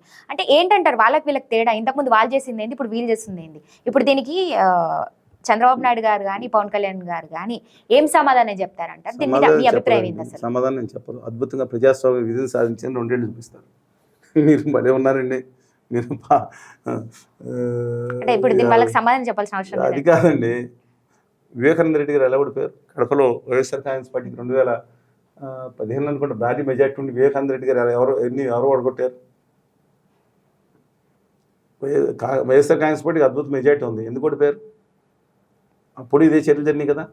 ఆ తర్వాత ఇప్పుడు వంశీ గారు కానీ మిగతా వాళ్ళు కానీ పార్టీ ఎందుకు మారిపోయారు? అక్కడ కూడా ఎన్నికలు ఏకపక్షంగా ఎందుకు జరిగినాయి జగన్మోహన్ రెడ్డి గారి హయాంలో? ఇప్పుడు చంద్రబాబు నాయుడు గారు చేసేదేంటి? ధర్మో ధర్మతి రక్షత.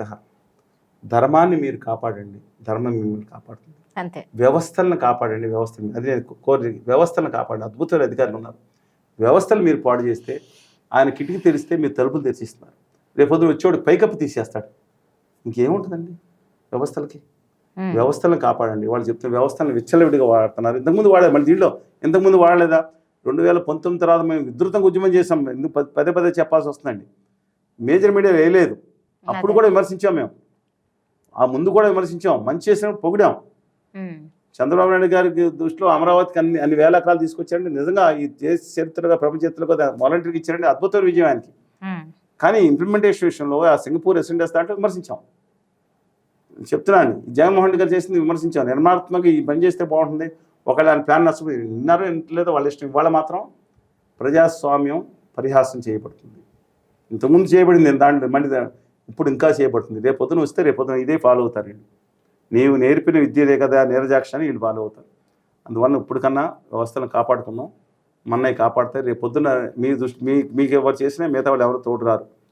ధైర్యంగా నిజాయితీగా వ్యవస్థలను కాపాడుకుంటే రేపొద్దున మీకు కూడా లాభం. రాజకీయ చంద్రబాబు నాయుడు గారు దావోస్ వెళ్ళారు, పెద్ద పెద్ద బిల్గేట్స్తో మాట్లాడారు, పెద్ద పెద్ద వాళ్ళతో మాట్లాడారు. అంటే ఇప్పుడు పెట్టుబడుల గురించి మాట్లాడారు కదా, కానీ నేను ఎంఓ నుంచి కూడా ఒక్కటి కూడా బయట పెట్టలేదు. అంటే ఇప్పుడు దావోస్ పర్యటన ఆంధ్రప్రదేశ్కి ఎంతవరకు లాభం చేకూర్చిందంటారు? దావోస్ పర్యటన అవసరం. దాని మీద మనం రాష్ట్ర ప్రభుత్వ అధినేతగా నేనే మొదలు పెట్టాను. చంద్రబాబు నాయుడు గారు మాట్లాడారు అనేకసార్లు. వారు వెళ్ళారు.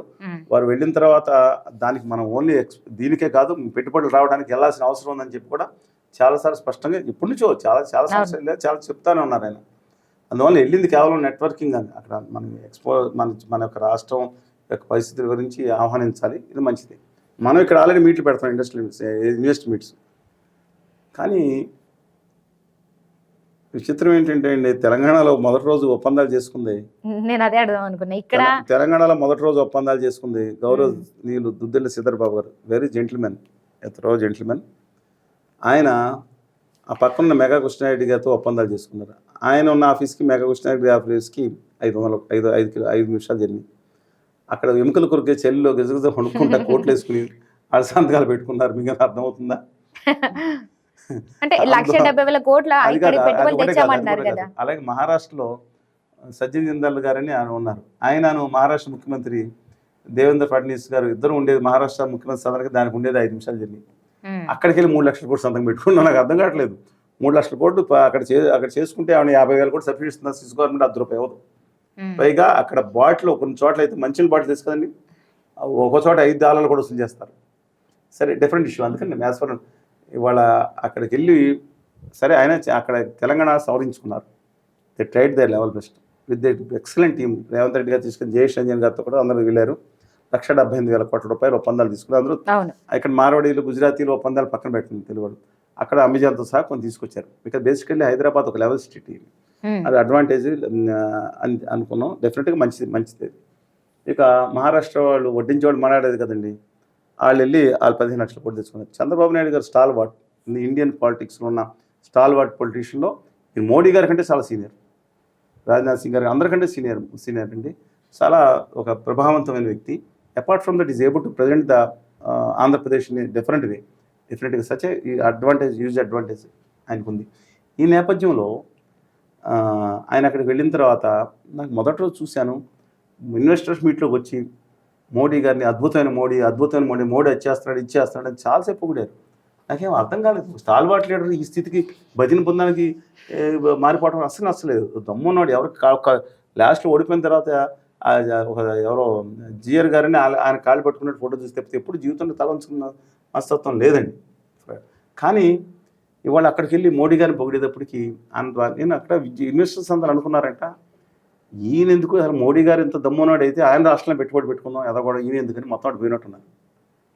అసలు దావోస్ వెళ్ళి మోడీ గారిని పొగట్టవేయండి నాకు అర్థం కాదండి. సబ్జెక్ట్ వెళ్ళింది మోడీ గారు బంద్ చేయడానిక, ఆంధ్రప్రదేశ్ లేకపోతే ఇంతకుముందు చెప్పినట్టు తోటకూర పప్పుకూర రెడీ చేసామని చెప్పడానిక కాదు. బట్ అక్కడ ఉన్న టీంలో భరత్ గారు is hard working person. I think 3rd generation industrialist అనుకుంటా. అలాగే లోకేష్ గారు, మిగతా టీము ట్రైడ్ రామ్మోహన్ రెడ్డి గారు గాలిమంటల శాఖ మంత్రి ఏదైతే ఉన్నారో కేంద్ర ప్రభుత్వం నుంచి ఆయన కూడా ఉన్నారు. కానీ అక్కడ ఆంధ్రప్రదేశ్ యొక్క దాన్ని చేశారు, చూపించారు. ఎందుకు రాలేదని తర్వాత అప్పుడు చేసుకున్నాను పని ఇప్పుడు బయట పెట్టచ్చు. కానీ నేను చెప్తున్నానండి, ఇవాళ ఆంధ్రప్రదేశ్లో పెట్టుబడి పెట్టేవాళ్ళు అక్కడికి పెడితే మనకు వచ్చే లాభం ఏంటో చూస్తారు తప్ప దేశాన్ని ఆంధ్రప్రదేశ్కి మనం పెట్టి ఉత్తరిద్దామని వచ్చేవాళ్ళు ఎవ్వడూ ఉండడు. కేవలం కొంతమంది తెలుగు వాళ్ళు ఎన్ఆర్ఐస్ పని రాష్ట్రానికి న్యాయం చేయాలనే వాళ్ళు అక్కడి నుంచి రావడానికి ఉంటుంది తప్పితే ఈ దావోస్లో ఆ బ్యాచ్ ఉండదు. ఇవాళ వీళ్ళు చేయాల్సిన పని ఏంటంటే మానేసి మబ్బుల్లో నీళ్ళు చూసి ముంతలో నీళ్ళు ఎవరు పగలగొట్టుకుందంటే పడితే ఎవరో ఒకప్పుడు.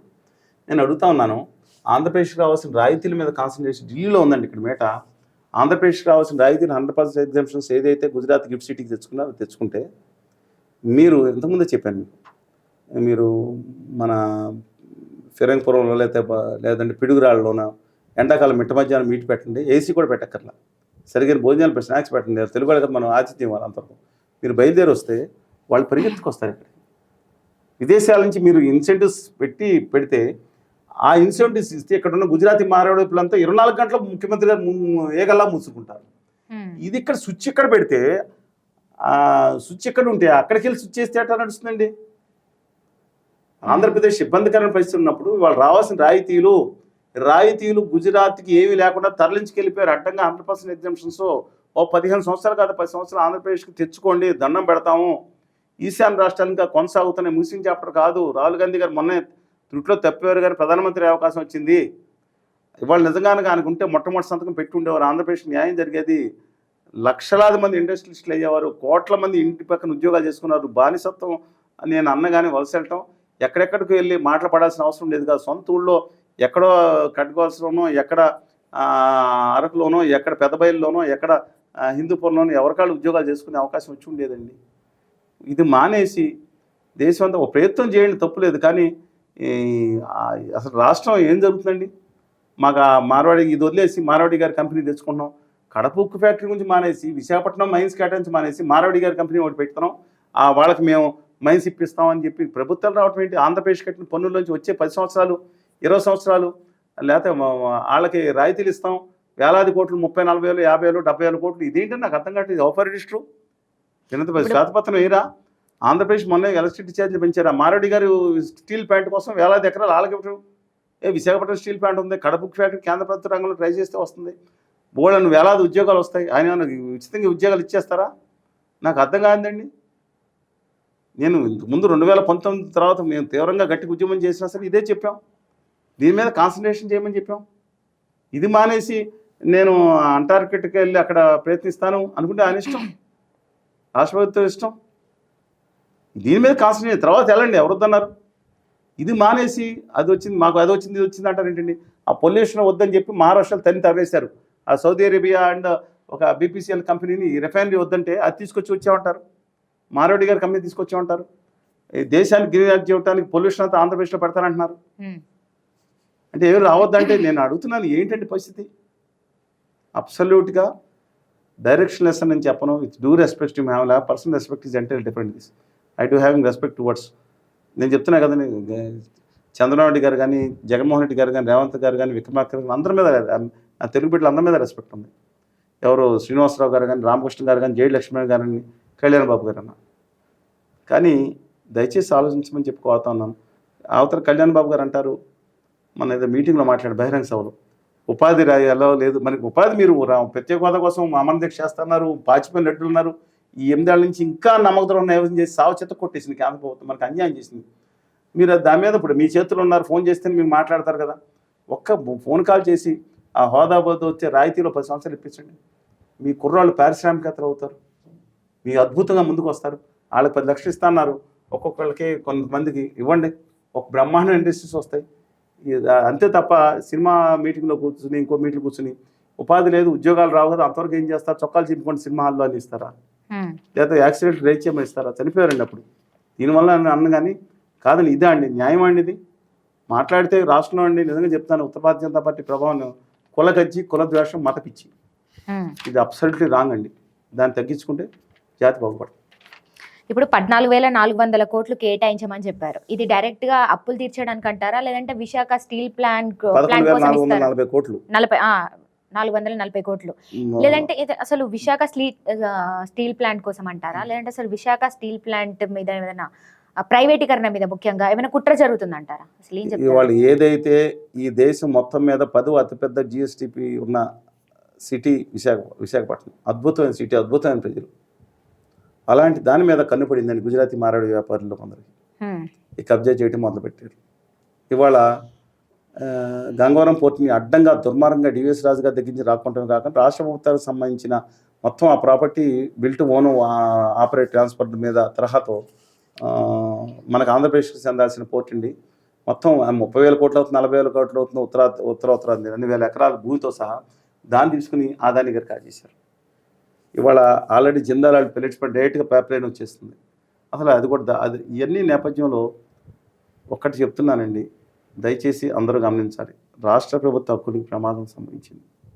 ఇప్పుడు మీరు చెప్పిన పాయింట్ ఏదైతే ఉందో, ఇవాళ అదిగా మనం కనుక సాధించుకోలేకపోతే చాలా ఇబ్బంది జరుగుతున్నారు. విశాఖపట్నం స్టీల్ ప్లాంట్ని ఇవాళ కన్నుపడిన తర్వాత పిచ్చి కుక్కని ముద్రేయడానికి చేసేటట్లు చేస్తున్నారు. 11,440 కోట్లు పెట్టి దాంట్లో 10,300 కోట్లు ఇది, మిగతాది ఈక్విటీ ప్రొఫెషనల్ క్యాపిటల్ కింద పెట్టేసి ఇచ్చేస్తున్నామన్నారు. అందులో ₹1 కూడా ఉద్యోగస్తుల జీతాలు 3 నెలల నుంచి పెండింగ్ ఉంది. దానికి కాదు, పోనీ డెవలప్మెంట్ యాక్టివిటీకి దానికి 20 మిలియన్ టన్స్ పెంచుతారంటే దాని మీద కాదు. ఇవాళ గుజరాతీ మారవాడి వ్యాపారులకు ఇంకొకళ్ళకు చాలా అప్పులు ఉన్నాయంటే అది తెచ్చడానికి ఉపయోగిస్తారేమో. అది కూడా 10,000 ఇప్పుడు కూడా వచ్చే 2 సంవత్సరాలకు ప్రణాళిక పెట్టారంటారు.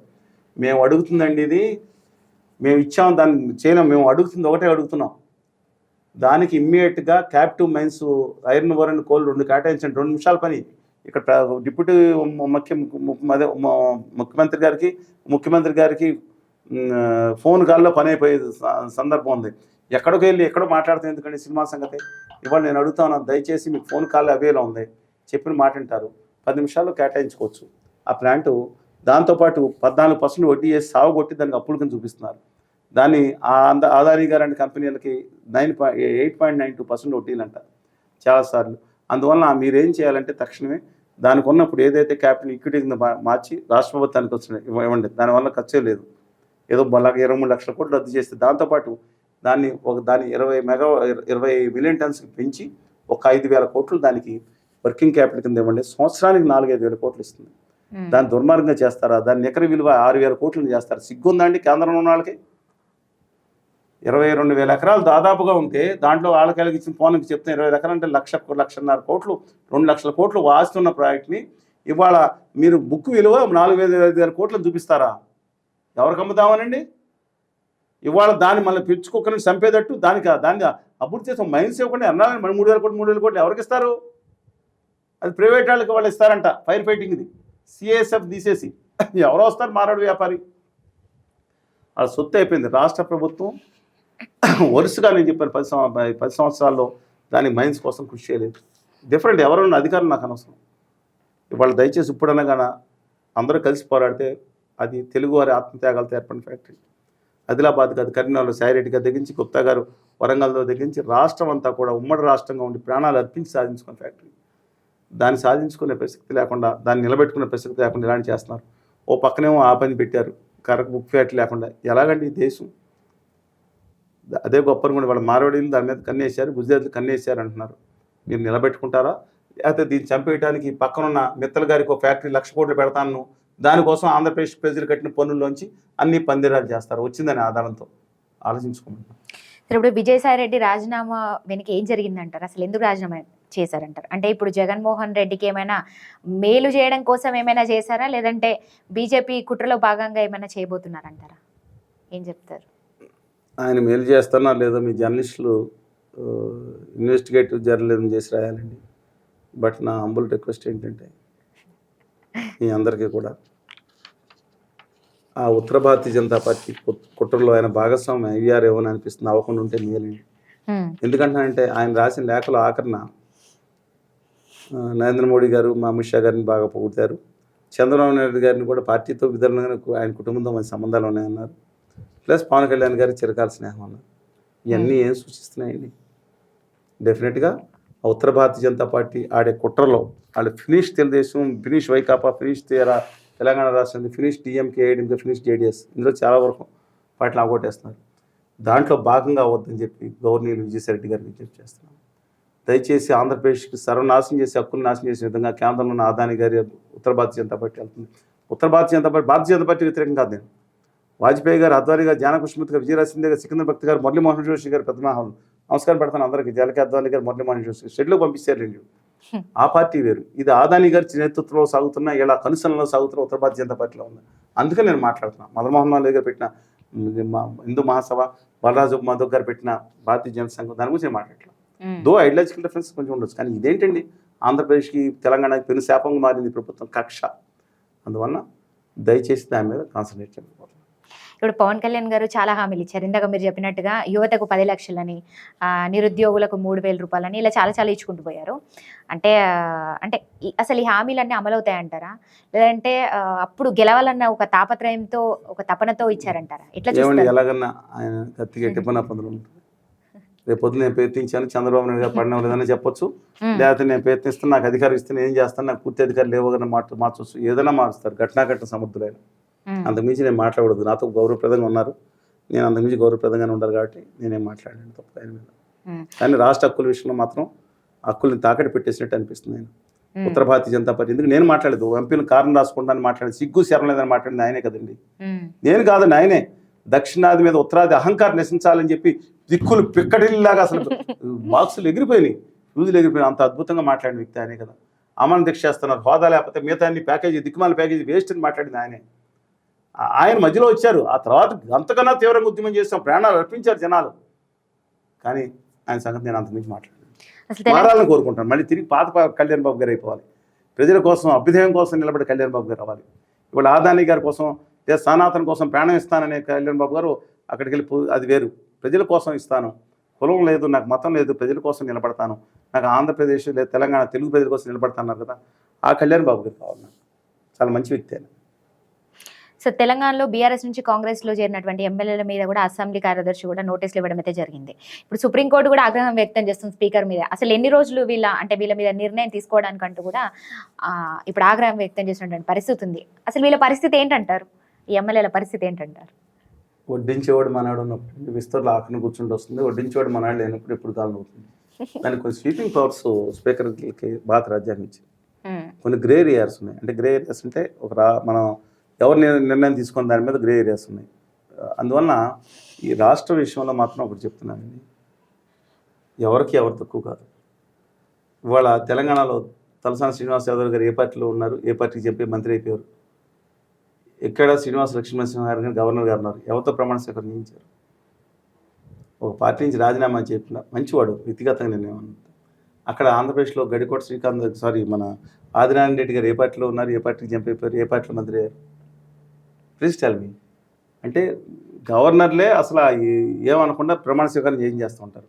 మణిపూర్లో ఎవరు వచ్చారు, బీజేపీని ఎలా తీసుకుంది, వాళ్ళు ఇవన్నీ చూసాం. అందువల్ల అది ఒక రుగ్మతగా మారింది. ఖచ్చితంగా మరీ దుర్మార్గంగా లేకపోతే దీని మీద తక్షణ నిర్ణయాలు తీసుకోవాలి. పార్లమెంట్లోనండి ఎస్పీవై రెడ్డి గారు 2014లో ఆ పార్టీ ఇంకా రిజల్ట్స్ వచ్చిన తర్వాత ఇంకా దాని ప్రమాణ స్వీకారం చేయకుండా అన్నట్లే వెళ్ళి పార్టీ మానేశారు. 5 సంవత్సరాల మంటూ వాళ్ళని రద్దు చేయమని వైఎస్ఆర్ కాంగ్రెస్ పార్టీ పోరాడింది. 5 సంవత్సరాల వరకు రద్దు చేయలేదు. తర్వాత ఆయన చనిపోయారు. దురదృష్టం చెప్తున్నాను. అసలు 5 సంవత్సరాల వరకు చేయకపోవడం ఏంటండి. అదే రాజ్యసభలో శరద్ యాదవ్ గారు చాలా గొప్ప లీడర్. ఆయన ఎప్పుడైతే పార్టీ నేను విభేదించానన్నారు జేడీయూలో, అప్పుడు మళ్ళీ అలాగే కదా మోడీ గారి పార్టీ, వెంకయ్య నాయుడు గారు 6 నిమిషంలో రద్దు చేసి పడేశారు. ఏందండి ఇది, ఎంత దుర్మార్గం అండి. రద్దు చేయడం అంటలేదు, అంటే మనకి ఇష్టమైన ఉన్నప్పుడు రద్దు చేయటం. అలాగే విజయసాయి రెడ్డి గారు రాజీనామా చేయగానే అక్కడ ధనకర్ గారు ఇలా అంటూ ఉంటారు, ఆయన 6 నిమిషంలో తప్పు అంటలేదు. అందరికీ అదే పని చేయండి, ఎందుకు చేయట్లేదు? ఇది అన్ఫార్చునేట్ అండి. ప్రజాస్వామ్య వ్యవస్థ పరిఢిల్లాలంటే ఈ పద్ధతి సరికాదు. డెఫినెట్గా ధైర్యం ఉంటే రాజీనామా మళ్ళీ పోటీ చేయించవచ్చు. జగన్మోహన్ రెడ్డి గారు వచ్చేటప్పుడు ఒక మాట చెప్పారు, నేను ఎవరినే తీసుకోనండి. మరి నాని గారు, మద్దాల గిరి గారు వీళ్ళందరూ మరి ఎలా వెళ్ళారండి? నేను అడుగుతున్నాను. రాజీనామా చేసిన తర్వాత వెళ్ళాలి కదా. ఇలా చంద్రబాబు నాయుడు గారు కుప్పలకు 23 మంది లాగేశారు రాజీనామా చేయకుండా. బీజేపీ తక్కువ కాదు, అందరూ. మనం తక్షణమే చట్టాలు ఇంకా సవరించి ఎప్పుడైతే పార్టీ మారారో తక్షణమే సీటు పోవాలండి, తక్షణమే సీటు పోవాలి. ఆ విధంగా చట్ట సవరణ చేస్తాం. మీరు అనుకుంటాం, నేను మాట్లాడతాం. మళ్ళీ రేపొద్దున ఇదే వీళ్ళు మారిన తర్వాత ఇంకోటి వస్తారు. కాంగ్రెస్ ప్రభుత్వం మళ్ళీ బీఆర్ఎస్ ప్రభుత్వం వచ్చిందనుకోండి, మళ్ళీ అప్పుడు కూడా మనం ఇలాగే మాట్లాడతాం కదా. ఇది మనం మాట్లాడతాం అలవాటిపోయింది, వాళ్ళకి మారటం అలవాట్లేదు. ఇది చరిత్ర. మొన్న సీక్రెట్ గా కూడా 10 మంది ఎమ్మెల్యేలు మాట్లాడుకోవడం, అంటే వాళ్ళు సమావేశం మాట్లాడుకోవడం కూడా జరిగింది. అసలు తెలంగాణలో కాంగ్రెస్ పరిస్థితి ఏంటంటారు? తెలంగాణలో కాంగ్రెస్ అనేది గొప్పని అధికారంలోకి వస్తుందని ఊహించలేదండి. రేవంత్ రెడ్డి గారు పిసిసి అధ్యక్షులు అయిన తర్వాత అంతకు ముందుతో కలుపుకుంటే హుజూర్నగర్ కానీ, ఆఖరికి మన హుజూరాబాద్ కానీ, తర్వాత దుబ్బాక కానీ, మునుగోడు కానీ 4 ఎన్నికలు ఒకటి ముందు జరిగిందా. 3 ఎన్నికల్లో కాంగ్రెస్ పార్టీ డివైడ్ అయిపోయింది. తెలుసా మీకు? 60,000 ఒకటి వచ్చింది, అది 3,000 ఒకటి వచ్చింది. Despite that is able to clinch. ఎందుకంటే కేసీఆర్ గారితో జరిగిన పోరాటంలో అండి ఆయన మీద ప్రజలు నమ్మారు, మిగతా కాంప్రమైజ్ కాదని. పైగా చాలా స్ట్రాటజిక్గా డైనమిక్ వెళ్ళిపోయాడు. అది కాంగ్రెస్ పార్టీ పాతకాపులు మిత్రులు ఎవరో బట్టి విక్రమార్క వీళ్ళందరూ ఉన్నారు, ఉత్తమ్ కుమార్ రెడ్డి గారు వీళ్ళందరూ. కానీ దాన్ని తీసుకెళ్ళి క్లీన్ చేసి ముందుకు తీసుకెళ్ళడం జరిగింది. ఇవాళ హామీలు వాళ్ళు గెలవటానికి ఒక కారణం ఏంటంటేనండి హామీలు.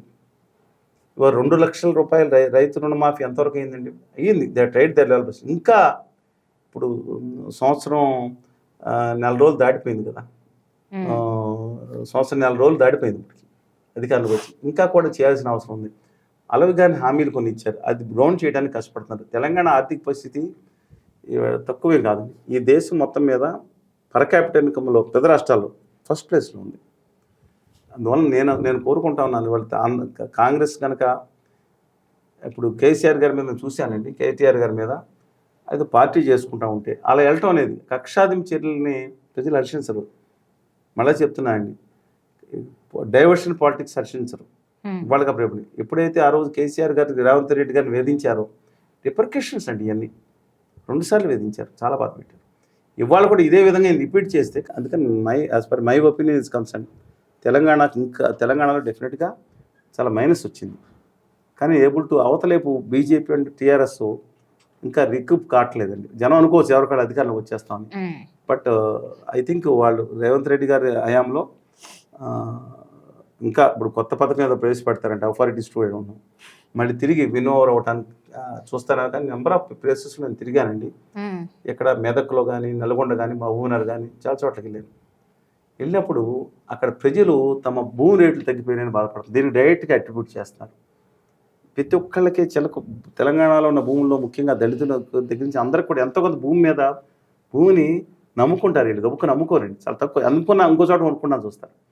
ఆ భూమి విలువ భయంకరమైపోయింది. జిఎస్టీపీ లెక్క చాలా ఎక్సలెంట్గా మీరు ములుగు దగ్గర వెనక అటవీ ప్రాంతాల్లో ఉన్నా, లేదా మహబూబ్నగర్లో నాగర్ కర్నూలు ఉన్నా, లేదంటే కరీంనగర్లో ఇప్పుడు DIT3 కెనాలం దగ్గర, లేదా కాలువ శ్రీరాంపూర్ బాగానే ఉన్నాయి. కొంతవరకు మెట్ట ప్రాంతాల్లో కూడా రేట్లు పెరుగున్నాయి. ఇవాళ స్తబ్దతగా అయిపోయి మొత్తం రియల్ ఎస్టేట్ మొత్తం పడిపోయింది అనుకోండి. పూర్వం రైతు ఒక 5 గుంటలో 10 గుంటలో అమ్ముకుంటే పిల్లలకి ఎడ్యుకేషన్ అయిపోయింది. ఇవాళ కొంచెం బాధపడుతూ ఉన్నారు. ఇవన్నీ మైనస్ పాయింట్స్ అయినాయి. అంటే ఆయన వచ్చిందని కాదు, if is able to recover, Congress will sustain, లేకపోతే it is going to be very difficult for them to come back. అంటే టైం ఉంది, ఇంకా 4 ఏళ్ళు ఉంది. బట్ దాంట్లో కాంగ్రెస్ పార్టీని ఇంకొకళ్ళు ఓడించక్కట్లా, వాళ్ళే ఓడించుకుంటారండి. నిజమండి. వాళ్ళ కాంగ్రెస్ పార్టీలో ఇంతకుముందు 5 ముఖ్యమంత్రులు క్యాండిడేట్లు, 4 వీళ్ళు ఉండేవారు. ఎవరు? RAC అంటే రిజర్వేషన్ ఎగ్నెస్ట్ కన్ఫర్మ్లో 5, RAC 4 ఎగ్జాంపుల్గా. వెయిటింగ్ లిస్ట్లో 3 ముఖ్యమంత్రులు, 6-7 మొత్తం కలిపి 10 మంది ఉండేవారు. ఇవాళ వాళ్ళందరూ మళ్ళీ బట్టి విక్రమార్క గారు అర్హుడే, ఉత్తమ్ కుమార్ గారు, దామోదర్ రాజనరసింహ గారు, ఒకప్పుడు గీతారెడ్డి గారు, చాలామంది అండి, కోమటిరెడ్డి గారు. నేను కూడా ముఖ్యమంత్రి అవ్వాలన్నా కూడా 10 మంది ఉన్నారు ముఖ్యమంత్రులు క్యాండిడేట్స్.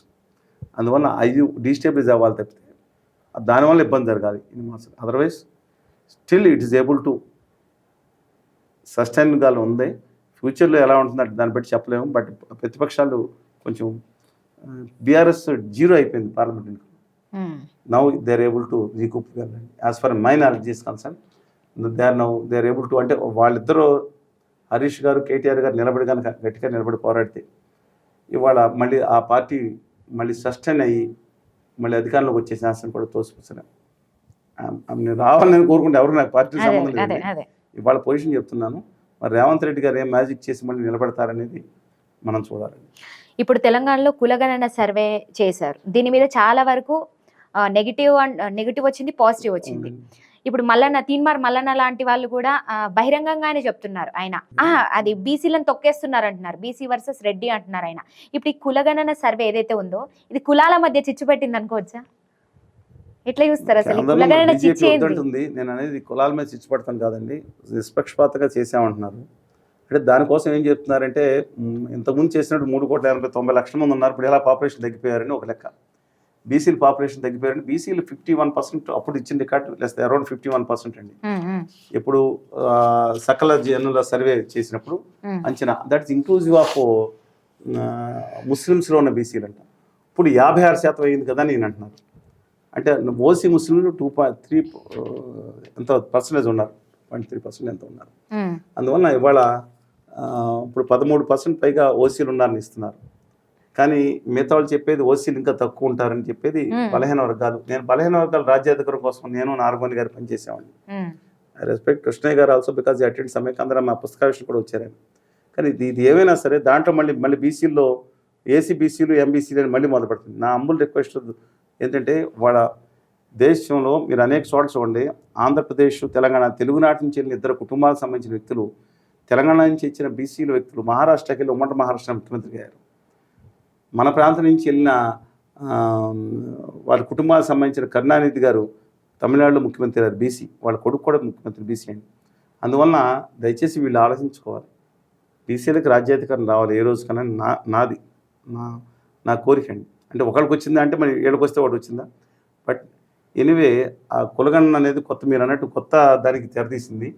ఆంధ్రప్రదేశ్ ప్రభుత్వం చేయించలేదు, మిగతా వాళ్ళు చేయించలేదు. డెఫినెట్గా తెలంగాణ ప్రభుత్వం కూడా దాని మీద గౌరవించి వాళ్ళు ఎన్నికలు ఏదైతే జరగబోతున్నారో దాని మీద 42% హామీ ఇచ్చారు. దాని మీద నిలబడి దానికంటే ఎక్స్ట్రా ఏదైతే ఉందో ఇప్పుడు వచ్చిన దాని ప్రకారం చేస్తే మంచిదని అభిప్రాయం. ఇవాళ అంటే ఇంకా మనం చూడాలండి ఏం జరగబోతుంది. ఆంధ్రప్రదేశ్లో ఉండేది ఇంతకుముందు ఈ అన్నిటికంటే కుల గజ్జి, కుల పిచ్చి, కుల ద్వేషం. ఇది ఆంధ్రప్రదేశ్కి ప్రజలకి బాగా రాజకీయ నాయకులు బాగా రెచ్చగొట్టు చేశారు కొంతమందికి. తెలంగాణలో ఉండే అది లేదండి, ఫస్ట్ ఆంధ్ర లేదండి. తెలుగు వాళ్ళు అందరూ ఒకేలా ఉండేవారు. తెలంగాణలో ఫస్ట్ నా ప్రాంతం బాగుండాలని కోరుకుంటారు. తర్వాత ఏం చేశారు, మత విద్వేషం తీసుకొస్తాను చూశారు. తర్వాత పార్టీ, తర్వాత కులం ఉండేది. ఇప్పుడు కులం ప్రథమ ప్రాధాన్యతలో తీసుకొస్తున్నారు కొంతమంది స్వార్థ రాజకీయాల కోసము అని నేను అన్నా. కొంతమంది ఫైటింగ్ ఫర్ ద జస్టిస్. అందువల్ల let us wait and see అండి. దాని గురించి మాట్లాడేది అంటే ఇవాళ ఇంకోసారి చూద్దాం ఏం జరగబోతుంది. ఇప్పుడు దాని మీద ఆల్రెడీ వాళ్ళు న్యాయం చేస్తాను, మిగతా డీటెయిల్స్ ఎక్సెప్ట్ 4th తప్ప అన్ని పెట్టేస్తానంటున్నారు. నేను అసెంబ్లీలో చెప్పారు కదా, 4th అంటే పర్సనల్ డీటెయిల్స్ తప్ప ఎవరు ఎంతమంది ఉన్నారు, మాదిగలు ఎంత ఉన్నారు, మాదిగలకు కూడా ఇవాళ జరగబోతుంది. అది బిగ్ రేవంత్ రెడ్డి గారు చేస్తే తెలంగాణలో మాదిగలకి 9%, మాలలు 5%, మిగతా కులాలు ఎంత 1% ఎంత ఇచ్చారండి. 15%. మరి అది కూడా పెంచాలి. రిజర్వేషన్ యాజ్ పర్ కొత్త జనాభాల ప్రకారం కమిషన్ వేసి, మరి దీని ప్రకారం కనుక ఆయన రిజర్వేషన్ చేయగలిగితే ఆ మాదిగలు కొంత పర్సెంటేజ్ అటే వెళ్ళొచ్చని బీజేపీ ఉన్నారు. మందకృష్ణ మాదిగ గారి కోసం అంటున్నారు. Let us wait and see. ఈరోజు ఢిల్లీలో ఎన్నికలు జరిగాయి, అసలు పోలింగ్ జరగబోతోంది. మరి ఎవరు గెలవబోతున్నారంటారు? ఇప్పుడు కాంగ్రెస్ పార్టీ ఏమో విడిగా పోటీ చేస్తుంది, బీజేపీ ఏమో త్రిముఖంగా పోటీ చేస్తున్నారు. ఎవరికి అవకాశం ఉందంటారు? ఆమ్ ఆద్మీ పార్టీ ఏమైనా గెలిచే అవకాశం ఉందంటారు? అంటే ఆయన జైలు జీవితం ఏమైనా? నా పర్సనల్ ఒపీనియన్ అండి, నేను విశ్లేషణ తర్వాత చెప్తాను. నా పర్సనల్ ఒపీనియన్, ఆ ఉత్తర భారతీయ ఆదాని గారి పార్టీ ఓడిపోతే చాలా మేలు దేశానికి. తెలుగు రాష్ట్రాల నాయకులు మీరు కనీసం వీళ్ళ మీద దాష్టికం చేయకుండా ఆగుతారు, భయం కొంత ఆగుతారు. సరే, నా పర్సనల్ ఒపీనియన్. మీరు అడిగిన విశ్లేషణ ప్రకారం యాక్చువల్గా మీకు వాళ్ళ ప్రస్తావన చూస్తే ఆమ్ ఆద్మీ పార్టీ 2014-15 నుంచి కనుక వచ్చిన తర్వాత ప్రస్తావన చూస్తే ముందర కాంగ్రెస్ పార్టీ కొన్నాళ్ళు ఏర్పాటు చేయడం, తర్వాత రావడం, తర్వాత వాళ్ళకి అన్యాయం జరిగిన ఉద్దేశంతో 70 సీట్లకి 67 సీట్లు నెగ్గారు 2 ఎలక్షన్లో. 3 సీట్లు వచ్చినాయి బీజేపీ, కాంగ్రెస్కి 0. అంతకుముందు 10 సంవత్సరాల పాటు ఏకఛత్రాధిపత్యంగా పాలించిన షీలా దీక్షిత్ గారు పాలించారు ఢిల్లీని, దాన్ని 0 వచ్చింది. ఆ తర్వాత రెండోసారి కూడా 0 వచ్చింది. బీజేపీకి ఒక 6-7 సీట్లు పెరిగింది. ఇవాళ మొన్నటి వరకు కూడా, అంటే జనవరి 30 వరకు కూడా వచ్చిన పరిస్థితులు బట్టి గమనిస్తే, అంటే ఇది ఇస్ నాట్ సర్వేలు చెప్పకూడదు మనం, 5 గంటల వరకు ఉంది ఎక్కడైనా సరే. పరిస్థితులు గమనిస్తే ఆ రోజు ఉన్నాయి పరిస్థితి. అంటే ఆమ్ ఆద్మీ పార్టీ ఏదైతుందో 38 నుంచి 40 స్థానాలు వస్తుంది, తక్కువ కాదు. 35 బెంచ్ మార్క్ అండి, 70 సీట్లు ఉన్నాయి కాబట్టి. కానీ వాళ్ళ మోడీ గారు, నిర్మలా సీతారామన్ గారు కలిపి వేసిన 12 లక్షల రూపాయలు మధ్యతరగతి ప్రజలు, 67% ఢిల్లీలో అంతా వేతన జీవులు, అంటే ఎంప్లాయీస్. వాళ్ళు అత్యధికులు ట్యాక్స్ కట్టి తీరాల్సింది, ఎంప్లాయీస్ వెయిట్ అమౌంట్. అందువల్ల వాళ్ళ ఇంపాక్ట్ చాలా ఉంది. అంతేకాకుండా పండక్కి ఫ్రీ ఏది గ్యాస్ బండ, తర్వాత 10 లక్షల రూపాయలు, ఇలా స్కీములు అన్నీ పెట్టుకుంటూ వెళ్ళారండి వీళ్ళు. అందువల్ల నా అభిప్రాయం ప్రకారం ఇవాళ బీజేపీ మేక్ నుంచి అక్కడి దాకా పరిస్థితి వచ్చింది. కానీ ప్రజలు వీళ్ళ మీద జరిగిన వేధింపుల్ని ఎలా తీసుకుంటారని చూసుకోవాలి. పప్పెట్లు చేశారండి. అన్ఫార్చునేట్లీ ఏంటంటే పాపం ఆయన ఆంధ్రప్రదేశ్ రాష్ట్రం వచ్చి చంద్రబాబు నాయుడు గారికి అనుకూలంగా ప్రచారం చేశారు. ఎవరు? కేజ్రీవాల్ గారు. ఆ ఢిల్లీ వెళ్తే పాపం నేను కూడా పక్కన కూర్చున్నారు. కేజ్రీవాల్ గారు పక్కన చంద్రబాబు నాయుడు గారు సభలో మేము ముగ్గురు వస్తాయని చూసుంటారు మీరు.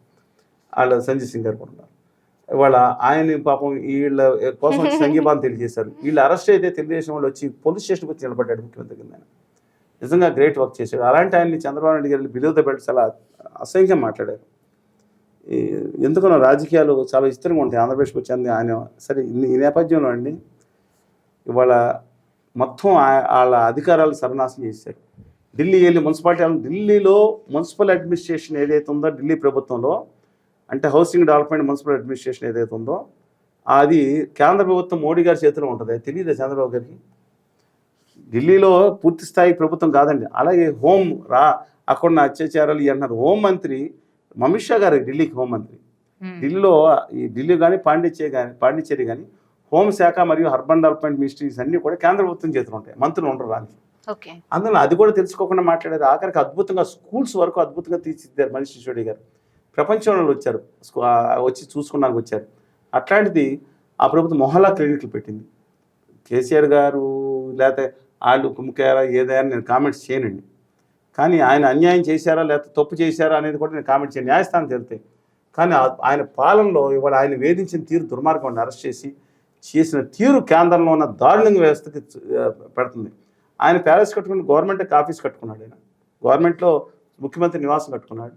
ఈ ప్రపంచంలో దేశాధినేతలు వస్తే ఈయన మాత్రం 8,600 కోట్లు పెట్టి విమానంను 2,900 కోట్లు పెట్టి ఈయన కోసం అన్నీ చేసుకోవచ్చు. గౌరవ గుజరాతీ ప్రధానమంత్రి గారు గౌరవించాలి మనం. కానీ రాష్ట్ర ముఖ్యమంత్రి తన ఇంటి కోసం 18 కోట్లు ఇంటి కోసం కాదు, రాష్ట్ర ముఖ్యమంత్రి నివాసం కోసం పెట్టాడు. ఎక్కువే పెట్టుండొచ్చు, అది వేరే సంగతి. అది ఒక దుర్మార్గమైన కార్యక్రమం. ఆయన ఆతిషి గారు అనే ముఖ్యమంత్రిని ఆవిడ అధికారుల నివాసం ఉంటే సామాన్లు తీసుకెళ్ళి బయటపడేస్తారా? ఒక ముఖ్యమంత్రిని, మహిళా ముఖ్యమంత్రిని పట్టుకుని అంత దారుణంగా అవమానించి, ఆఖరికి లెఫ్టినెంట్ గవర్నర్ పవర్స్ లేవంటే సుప్రీంకోర్టు జడ్జిమెంట్ ఇచ్చింది ముఖ్యమంత్రికి కొన్ని పవర్స్ ఉంటాయని, అది కూడా తీసేస్తారు. రాజ్యాంగం సవరణ చేస్తే దిక్కుమాల మన పార్టీలు ఏది తెలుగుదేశం, వైకాపా కూడా మద్దతు ఇచ్చాయి. దౌర్భాగ్యం అండి, రాష్ట్రాల హక్కులు వేసేస్తుంటే. ఇవాళ ఎలాంటి హక్కులు లేకుండా అక్కడ అది ఉంటుందా పాలన ఎలాంటిదన్నా తెలియదు. కానీ ఈ అమిత్ షా గారికి, మోడీ గారికి, అదానీ గారు ఈ బ్యాచ్కి మళ్ళీ కనీసం ఒకసారి జ్ఞానం రావాలంటే, అహంకారం తగ్గిపోవాలంటే నా కోరిక ఏంటంటే ఆయన మళ్ళీ 67 సీట్లు తెచ్చుకోవాలి, మారాలి. ఆయన పద్ధతి కూడా మారి కొంత, దట్స్ అఫ్ కోర్స్ కొంచెం దాని మీద కాన్సన్ట్రేట్ చేయాలి. ఇప్పుడు ఈ ఎన్నికల్లో మాత్రం చంద్రబాబు నాయుడు గారు వద్దులని చెప్పుకుంటే తక్కువ బాగుండదు. ఎలాగైనా ఆంధ్రప్రదేశ్ ముఖ్యమంత్రి కాబట్టి అంతకుమించి మనం మాట్లాడకూడదు. నేను ఎందుకు వెళ్ళారు, ఎందుకు మాట్లాడారు, బిలో ద బెల్ట్ ఎందుకు ఆరోపణలు చేశారు, అబ్సల్యూట్లీ వీరభజన చేస్తున్నారు. పని చేయడానికి వేరే వాళ్ళు పెట్టుకున్నారు మోడీ గారు. ఈయన ఎందుకంటే స్టాల్వార్ట్ పొలిటీషియన్స్ వచ్చే హై లెవెల్ ఉన్నాను. మోడీ గారి మీద సీనియర్ మోడీ గారికి ఆయన భజన పొందంగా వ్యక్తరించడం నాకు నచ్చలేదండి. తెలుగుదేశం పార్టీ పెట్టిన దానికి కదా, ఆత్మగౌరవం కోసం పెట్టారు. మీరు ఇందాక అన్నట్టుగా అరవింద్ కేజ్రీవాల్ గారు ఒకప్పుడు ఈయన కోసం ప్రచారం చేస్తే, ఇప్పుడు అరవింద్ కేజ్రీవాల్ గారు ఏదైతే ఉన్నారో ఐఆర్ఎస్ ఆఫీసర్, వాళ్ళ ఆవిడ ఐఆర్ఎస్ ఆఫీసర్ కమిషనర్ చేశారు. స్వచ్ఛంద రాజీనామా చేసి రాజకీయాల్లోకి వచ్చారు. వాళ్ళ ఇంట్లో 3 ఐఐటిఎన్స్, ఈయన ఐఐటిఎన్, వాళ్ళ పిల్లలిద్దరూ ఐఐటిఎన్. వాళ్ళకి మీరు ఏం మాట్లాడుతున్నారండి? వాళ్ళ మీద వాళ్ళు సొంతానికి డబ్బులు తీసుకుని ఇలా కొనుక్కున్నారని ఆరోపణ లేదు కదా, లేదా ఎన్నికల కోసం తీసుకున్నారని మాట్లాడదు, డిఫరెంట్ ఇష్యూ. ఎవరు కానీ ఇలా మాట్లాడటం మంచిది కాదు. నా అభిప్రాయం ప్రకారం ఎన్టీ రామారావు గారు పెట్టిన పార్టీగా ఉండి ఆయన అలా చేయకూడదు. సరే, సబ్జెక్ట్ దాంట్లోకి వెళ్ళినా వాళ్ళు నా ఉద్దేశం ప్రకారం మెజార్టీతో ఆమ్ ఆద్మీ పార్టీ కనీసం, ఎందుకంటే ఈ 12 లక్షలు వర్కౌట్ అవ్వకపోతే, వర్కౌట్ అయితే బీజేపీకి వస్తుందండి. ఇంకా స్వర్గాన్ని దింపేటట్టున్నారు వీళ్ళు. బీజేపీ వాళ్ళు మొత్తం దింపేటట్టున్నారు. అందువల్ల బీజేపీ కాదు, ఉత్తర భారతీయ జనతా పార్టీ, అదానీ బీజేపీ అని చెప్పాను కదా, వాజ్పేయి గారు మహానుభావులు ఉన్న పార్టీ అది. అందువల్ల లెట్ వెయిట్, లాస్ట్ మినిట్లో ఇది వర్కౌట్ అవుతుందో లేదో, లేకపోతే డెఫినెట్గా ఆమ్ ఆద్మీ పార్టీ అధికారంలోకి వస్తుంది. సర్వేలన్నీ ఎటువైపు చూపుతున్నాయి అంటారు? సర్వేలు మొన్నటి వరకు కూడా దాదాపు 40-45 సీట్లకి ఆమ్ ఆద్మీ పార్టీ వస్తుందని చెప్పి ఇచ్చారండి, నెంబర్ ఆఫ్ సర్వేస్. కానీ మొన్న ఈ బడ్జెట్ 1వ తారీఖు వేశారు బడ్జెట్ అస్త్రం, అలాగే ఉచితాస్త్రాలు, ఇవన్నీ కూడా వర్కౌట్ అయితే ఇట్ మే కమ్ డౌన్ అండి.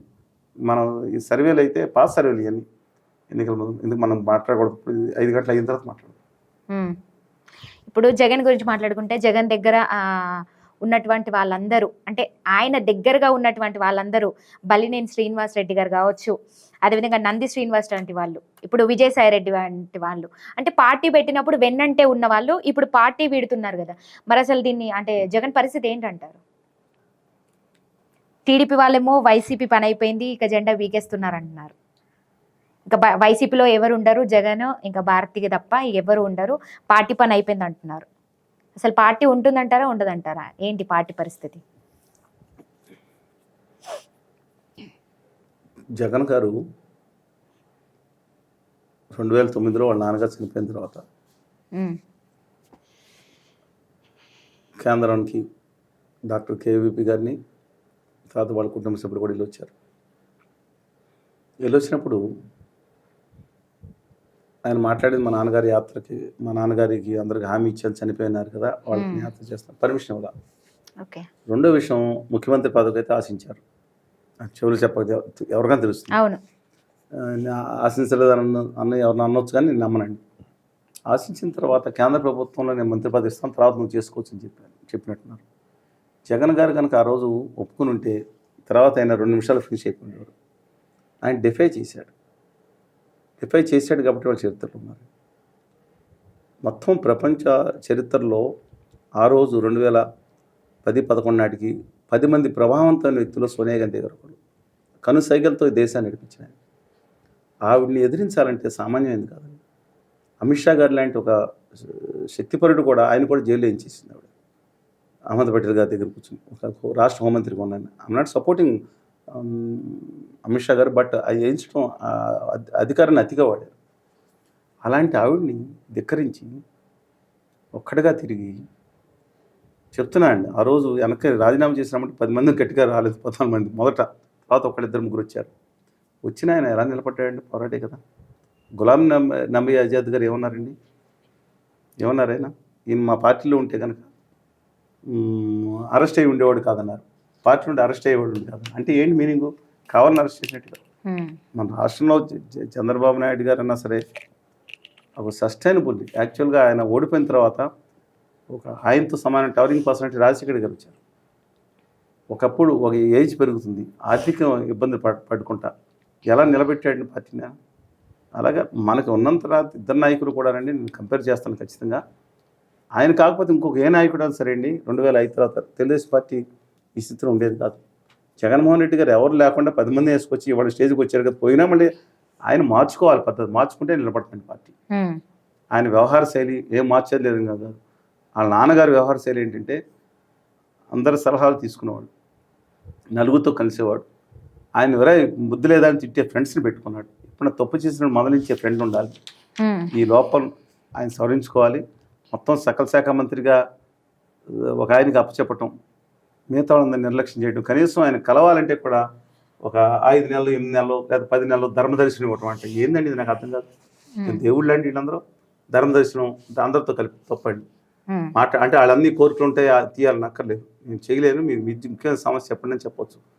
ఆయన పద్ధతి మార్చుకుంటే, కక్షాదింపు వైఖరి నుంచి పోరాటతత్వం ఉండాలి. నిలదీమంటాం కక్షాదింపు వైఖరి నుంచి మళ్ళీ మార్చుకుని ముందుకు కనుక వస్తే మళ్ళీ కానీ ఇవన్నీ కూడా సబ్జెక్టు కేంద్రంలో ఉన్న ఆదాని గారు అండ్ ఇద్దరు మనుషులు దీని మీద కేసులు ఉన్నాయి. వీళ్ళకి అవసరం తీరగానే వేసేయటానికి ఉంటున్నాయి. ఇవాళ ఈ చేతిలో లేదు. ఇవాళ బీఆర్ఎస్ని బతికించడం, తెలంగాణ దేశాన్ని బతికించడం, ఏఐడిఎంకిని బతికించడం, వాళ్ళు చంపి ఉత్తర భారతీయ జనతా పార్టీ ఆపరేషన్ బిరడాలో 6 పార్టీలు ఉన్నాయి.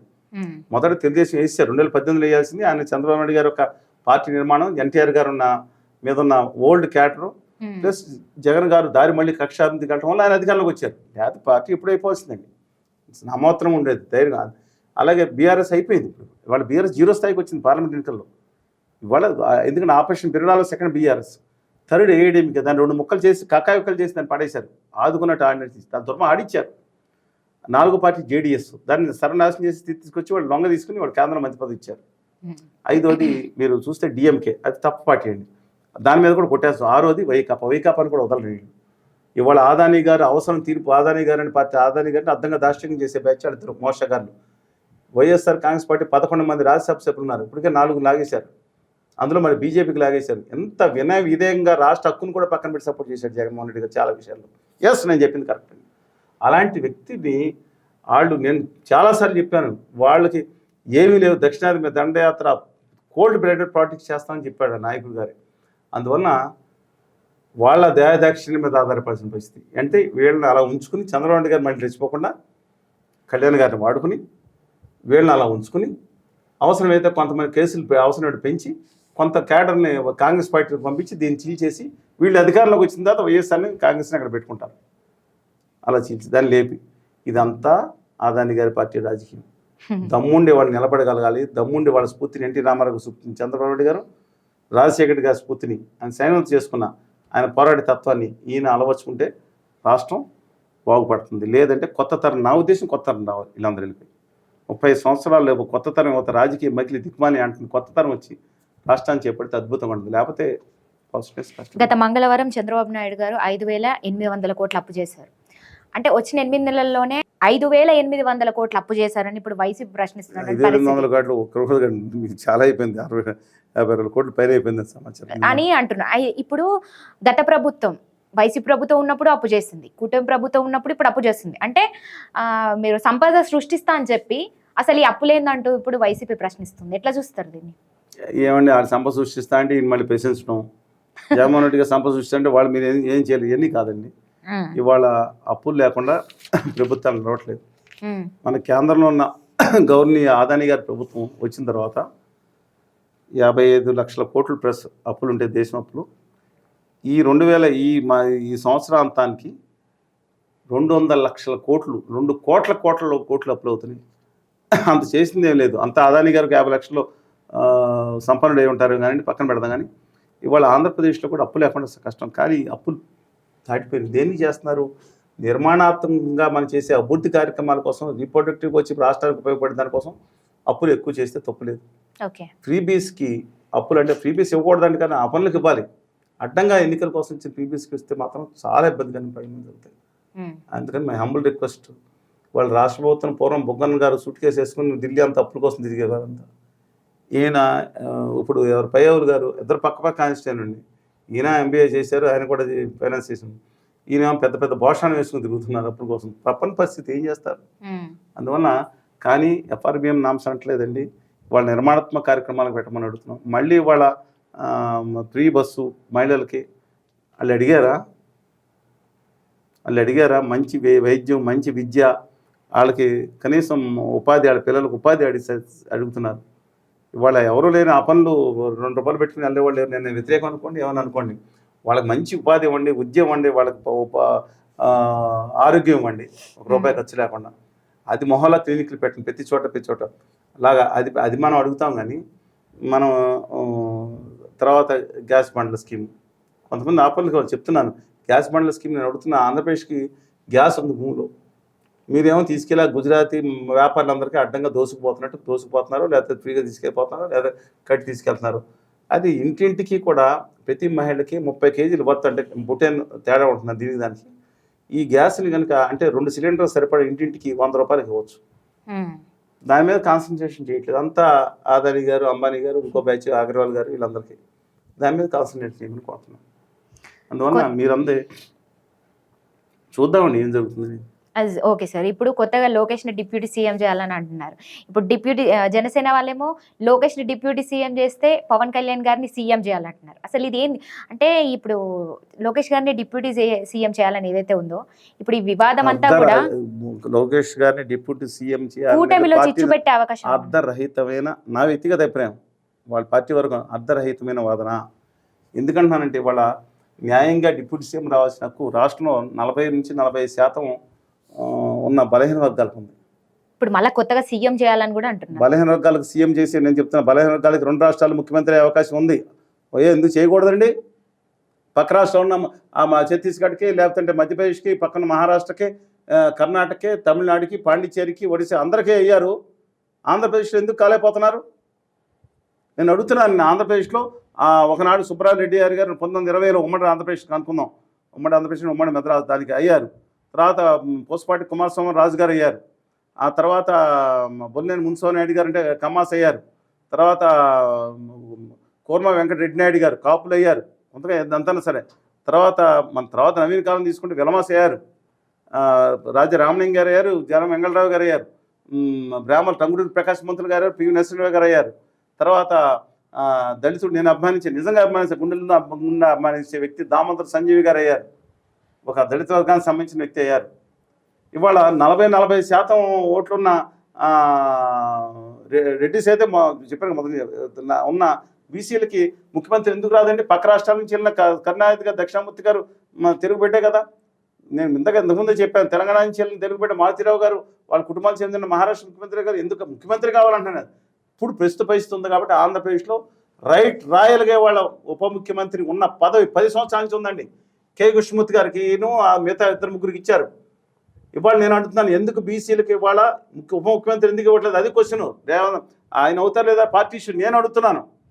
ఇవాళ అంటే తెలుగుదేశం పార్టీ ఇష్టమే, ముఖ్యమంత్రి అని గారు చంద్రబాబు నాయుడు గారు ఉన్నారు, ఉప ముఖ్యమంత్రి పవన్ కళ్యాణ్ గారు ఉన్నారు, 20 సీట్లు వచ్చినాయి. They are deserved. I am not, వాళ్ళు హక్కుగా సాధించుకున్నారు. కానీ ఉప ముఖ్యమంత్రి ఇవ్వాల్సిన హక్కు ఖచ్చితంగా బీసీలకు ఉంది. బీసీలు అడ్డుకుంటానంటారంటే నాకు అర్థం కాదు. బీసీలు అవ్వకుండా తెలుగుదేశం పార్టీ వాళ్ళు కొంతమంది అంటే లోకేష్ గారు అమ్మాలు బీసీకి అక్కర్లేదు మాకు ఇవ్వాలని, పవన్ కళ్యాణ్ గారు తప్పితే ఇంకెవరు ఉంటాను లేదు, బీసీలు ఇవ్వడానికి ఏంటండి ఇది? నోరు లేనాళ్ళనా? బీసీస్ అంటే బ్యాక్వర్డ్ క్యాస్ట్ కాదు, బ్యాక్ బోన్ క్యాస్ట్లు అండి. సమాజానికి ఉత్తికార కులాలకు అన్నిటికీ ఉన్న బ్యాక్ బోన్ క్యాస్ట్లు. వాళ్ళని ముక్కలుగా విడగొట్టేసి పాపం కట్టుకుందామని చూస్తున్నారా? నోవే అండి. ఏ నాటకం అంటే వాళ్ళకి రాజ్యాధికారం వస్తే ఒకళ్ళకి వచ్చేసిందంటే ఈ కులాల్లో రాజ్యాధికారం వస్తే వచ్చేసినట్టు అందరికీ. బీసీలకు ఏ రోజన్నా ఆంధ్రప్రదేశ్, తెలంగాణ రెండింటికి అధినేతలు అయ్యే అవకాశం ఉంది. ఇవాళైతే ఉప ముఖ్యమంత్రి మీరన్నది లోకేష్ గారు అనేది మా వాదన. డెఫినెట్గా బీసీలకి ఖచ్చితమైన ఉప ముఖ్యమంత్రి వాళ్ళు 10 సంవత్సరాల నుంచి హక్కులు లాగేశారు. నోటి దగ్గర ఉన్న లాగేసినట్టే కదండి. అది నేను వాళ్ళు అడగ హక్కులు అడగడం మాత్రం తప్పు అన్నాను, వాళ్ళని కోరుకుంటున్నాను. ఇప్పుడు జూనియర్ ఎన్టీఆర్ త్వరలో ఫ్యాన్స్ ని కలుస్తా అంటున్నారు. అంటే టీడీపీకి ఏమైనా షాక్ ఇచ్చి కొత్త పార్టీ పెట్టే అవకాశం ఏమైనా ఉందంటారా? ఆయనకి లాంగ్ కెరీర్ ఉంది. అన్ఫార్చునేట్లీ ఆయన్ని జక్కన్న గారు అని పిలుచుకునే రాజమౌళి గారు ఆయన ట్రాక్ని తప్పుదారి పట్టించారు నా అభిప్రాయం. ఆయన అభిమానులు అయి ఉండొచ్చు. 3-4 ఏళ్ళు సినిమాలు లేవండి. ఆఖరికి RRRలో కూడా మామూలు రోల్ పెట్టారు. నేను చెప్తున్నాను గొప్పగా నటించాడు, నేను కాదంటలేదు. ఆ నటన విషయం ఆయన తప్పుదారి వేయకూడదు. జూనియర్ ఎన్టీఆర్ గారు చేసుకోవాల్సిన ఇంకా లాంగ్ కెరీర్ ఉంది. ఆయన అభిమాన సంఘాలను ఏదైతే ఒకరోజు మీరు గమనిస్తే రజనీకాంత్ గారు ఎలాగా అభిమాన సంఘాలతో ఉంటారో ఆయన అభిమాన సంఘాలను బలోపేతం చేసుకుని స్ట్రాంగ్ ప్లేస్గా ఉండాలి. ఆయన మీద అన్ఫార్చునేట్లీ ఏంటంటే ఆయన మీద రాజకీయాల గురించి ఆయన ప్రచారం చేసి 2009లో దానికోసం ప్రాణం కూడా పోగొట్టుకునే పరిస్థితి బయటకు వచ్చారు. ఆయన వాళ్ళు కాపాడుకున్నారు. ఆయన రాజశేఖర రెడ్డి గారిని ఏదో అన్నారని చెప్పి కంపేర్ చేశారని చెప్పి ట్రోలింగ్ చేశారు. బాలకృష్ణ గారు రాజశేఖర రెడ్డి గారు బ్రహ్మాండం ఎంత కొట్టుకు మాట్లాడారు. అల్లు ఎవరండి మన అర్జున్ గారి టీవీలో అల్లు అర్జున్ గారి టీవీలో వస్తున్నారు కదా ఆయన అల్లు అర్జున్ గారు అరవింద్ గారు దాని టీవీలో ఆహా టీవీలో బాలకృష్ణ గారు యాంకర్ గాను ప్రయోజకర్తగాను బాగా చేస్తున్నారు. దాంట్లో రాజశేఖర రెడ్డి గారిని పొగడలేదా? ఈయన మీద పడ్డారు. ఈయన మీద పడి అక్కడి నుంచి అల్లు అర్జున్ గారి మీద పడ్డారు కొంత బ్యాచ్ రాజకీయాలు. నేను అడుగుతున్నానండి, ఆయన కష్టపడి పైకి వచ్చాడు, స్వయం కృషితో పైకి వచ్చాడు, హేళనలు ఎదుర్కొన్నాడు. ఎస్ ఎన్టీఆర్ హెల్త్ యూనివర్సిటీ తీయటం విషయంలో ఆయన స్పందన సరిగ్గా లేదు, దట్ ఇస్ డిఫరెంట్ ఇష్యూ. కానీ ఆయన ఏ విధంగా ట్రోల్ చేస్తున్నారు, ఎలా ట్రోల్ చేస్తున్నారు, ఎవరు ట్రోల్ చేస్తున్నారండి? ఇవాళ ఆయన నా అభిప్రాయం ప్రకారం వెంటనే రాకూడదు. ఆయన సలహా తీసుకుంటారో సలహా ఏదో కానీ ఆయన మిగతాది సేవా కార్యక్రమాలు ఇంకా విస్తృతం చేయాలి. ఆయన చేసి తర్వాత రాజకీయాల తర్వాత ఇంకా ఆ వయసు ఇంకా రాలేదనుకుంటున్నాను ఆయనకి. ఈ మధ్యకాలంలో చూస్తే ఇప్పుడు చంద్రబాబు నాయుడు గారు, లోకేష్ గారు కానీ బాలకృష్ణతో చాలా దూరంగా ఉంటున్నారు. అంటే ఇప్పుడు ఒక జూనియర్ ఎన్టీఆర్ గారు కానీ కొత్త పార్టీ ఏమైనా పెడితే అసలు ఆంధ్రప్రదేశ్లో పార్టీ అక్కడ రాజకీయ పరిస్థితులు ఎట్లా ఉంటాయంటారు? ఉత్తర భారతీయ జనతా పార్టీ ఆదాని గారి చేతిలో చిక్కుపోయి విలవెల్లాడుతుంటే ఇంకెక్కడ అడుగుతారేంటమ్మా? ఇవాళ ఏ పార్టీని ఉంచాలో, ఏ పార్టీని ఉంచాలో తెంచాలో ఇవాళ ఆదాని గారు నిర్ణయించుకుంటున్నారు. ఆదాని గారు అంటే చాలా అన్ఫార్చునేట్. నేను బాధపడుతున్నానండి. బానిస నాయకులు అయిపోయారు మా ప్రాంత వ్యక్తులు అందరు. నేను అన్నాం రాజకీయ నాయకులు తెలంగాణలో కొంతమంది, ఆంధ్రప్రదేశ్లో కొంతమంది వాళ్ళ చేతుల్లో కబందస్తాల్లో చిక్కుకున్నట్టయిపోయి ఆంధ్రప్రదేశ్ హక్కుల్ని ఆత్మగౌరవాన్ని తీసుకెళ్ళి ఢిల్లీ నడి బజార్లో ఆ గుజరాతీ అంటే తప్పండి, పాలకుల మంది వాళ్ళే కదా, గుజరాతీ పాలకుల దగ్గర తాకట్టు పెట్టినట్టు ఆ వస్తూ ఉంటే చాలా బాధ కలుగుతుంది. ఈ గత 50 సంవత్సరాలు ఇలాంటి దౌర్భాగ్య పరిస్థితి ఏ రోజు లేదండి. నేను చెప్తున్నాను, నేను అందానికి బాధ కలిగినా వాళ్ళకి తెలుసు. వాళ్ళ బడ్జెట్లో మోసం చేసినా సరే పొగడాల్సిన దౌర్భాగ్య పరిస్థితి లేదంటే ఆదాని గారు ఎవరన్నా పెట్టి అష్టదిగ్బంధం చేయడం, చంద్రబాబు నాయుడు గారిని కేసులు పెట్టి జగన్మోహన్ రెడ్డి గారిని ఆడించడం, ఇక్కడ రెచ్చగొట్టేసి వాళ్ళు మతాన్ని కుల దేశాలు రెచ్చగొట్టించారు, మత విద్వేషాలు రెచ్చగొట్టి వాళ్ళు ఒకళ్ళనొకళ్ళు తిట్టుకుని వీళ్ళందరూ చేరి పాహిమాం గుజరాతీ పాషాలు నీ కాల్ముక్తా బాంచిందరా, నీ కాల్ముక్తా బాంచి ఢిల్లీకి వెళ్ళాల్సిన పరిస్థితులు. I don't like this type of issues. అది ఎదురు మాట్లాడిన వాళ్ళని కూడా ఏమన్నా స్వతంత్రంగా మాట్లాడిన వాళ్ళని అది బతకలేని వేధించే పరిస్థితులు నాట్ కరెక్ట్ అండి. జీవితంలో ఆలోచించుకోవాలి. తమ ఆత్మగౌరవాన్ని, ఆంధ్రప్రదేశ్ హక్కుల్ని కాపాడుకోవాలి. తెలుగు జాతిని డెఫినెట్గా తెలంగాణ ఈ 13.5 కోట్ల మంది తెలుగు జాతి హక్కుల్ని మనం కాపాడుకోకపోతే పడిపోతాం.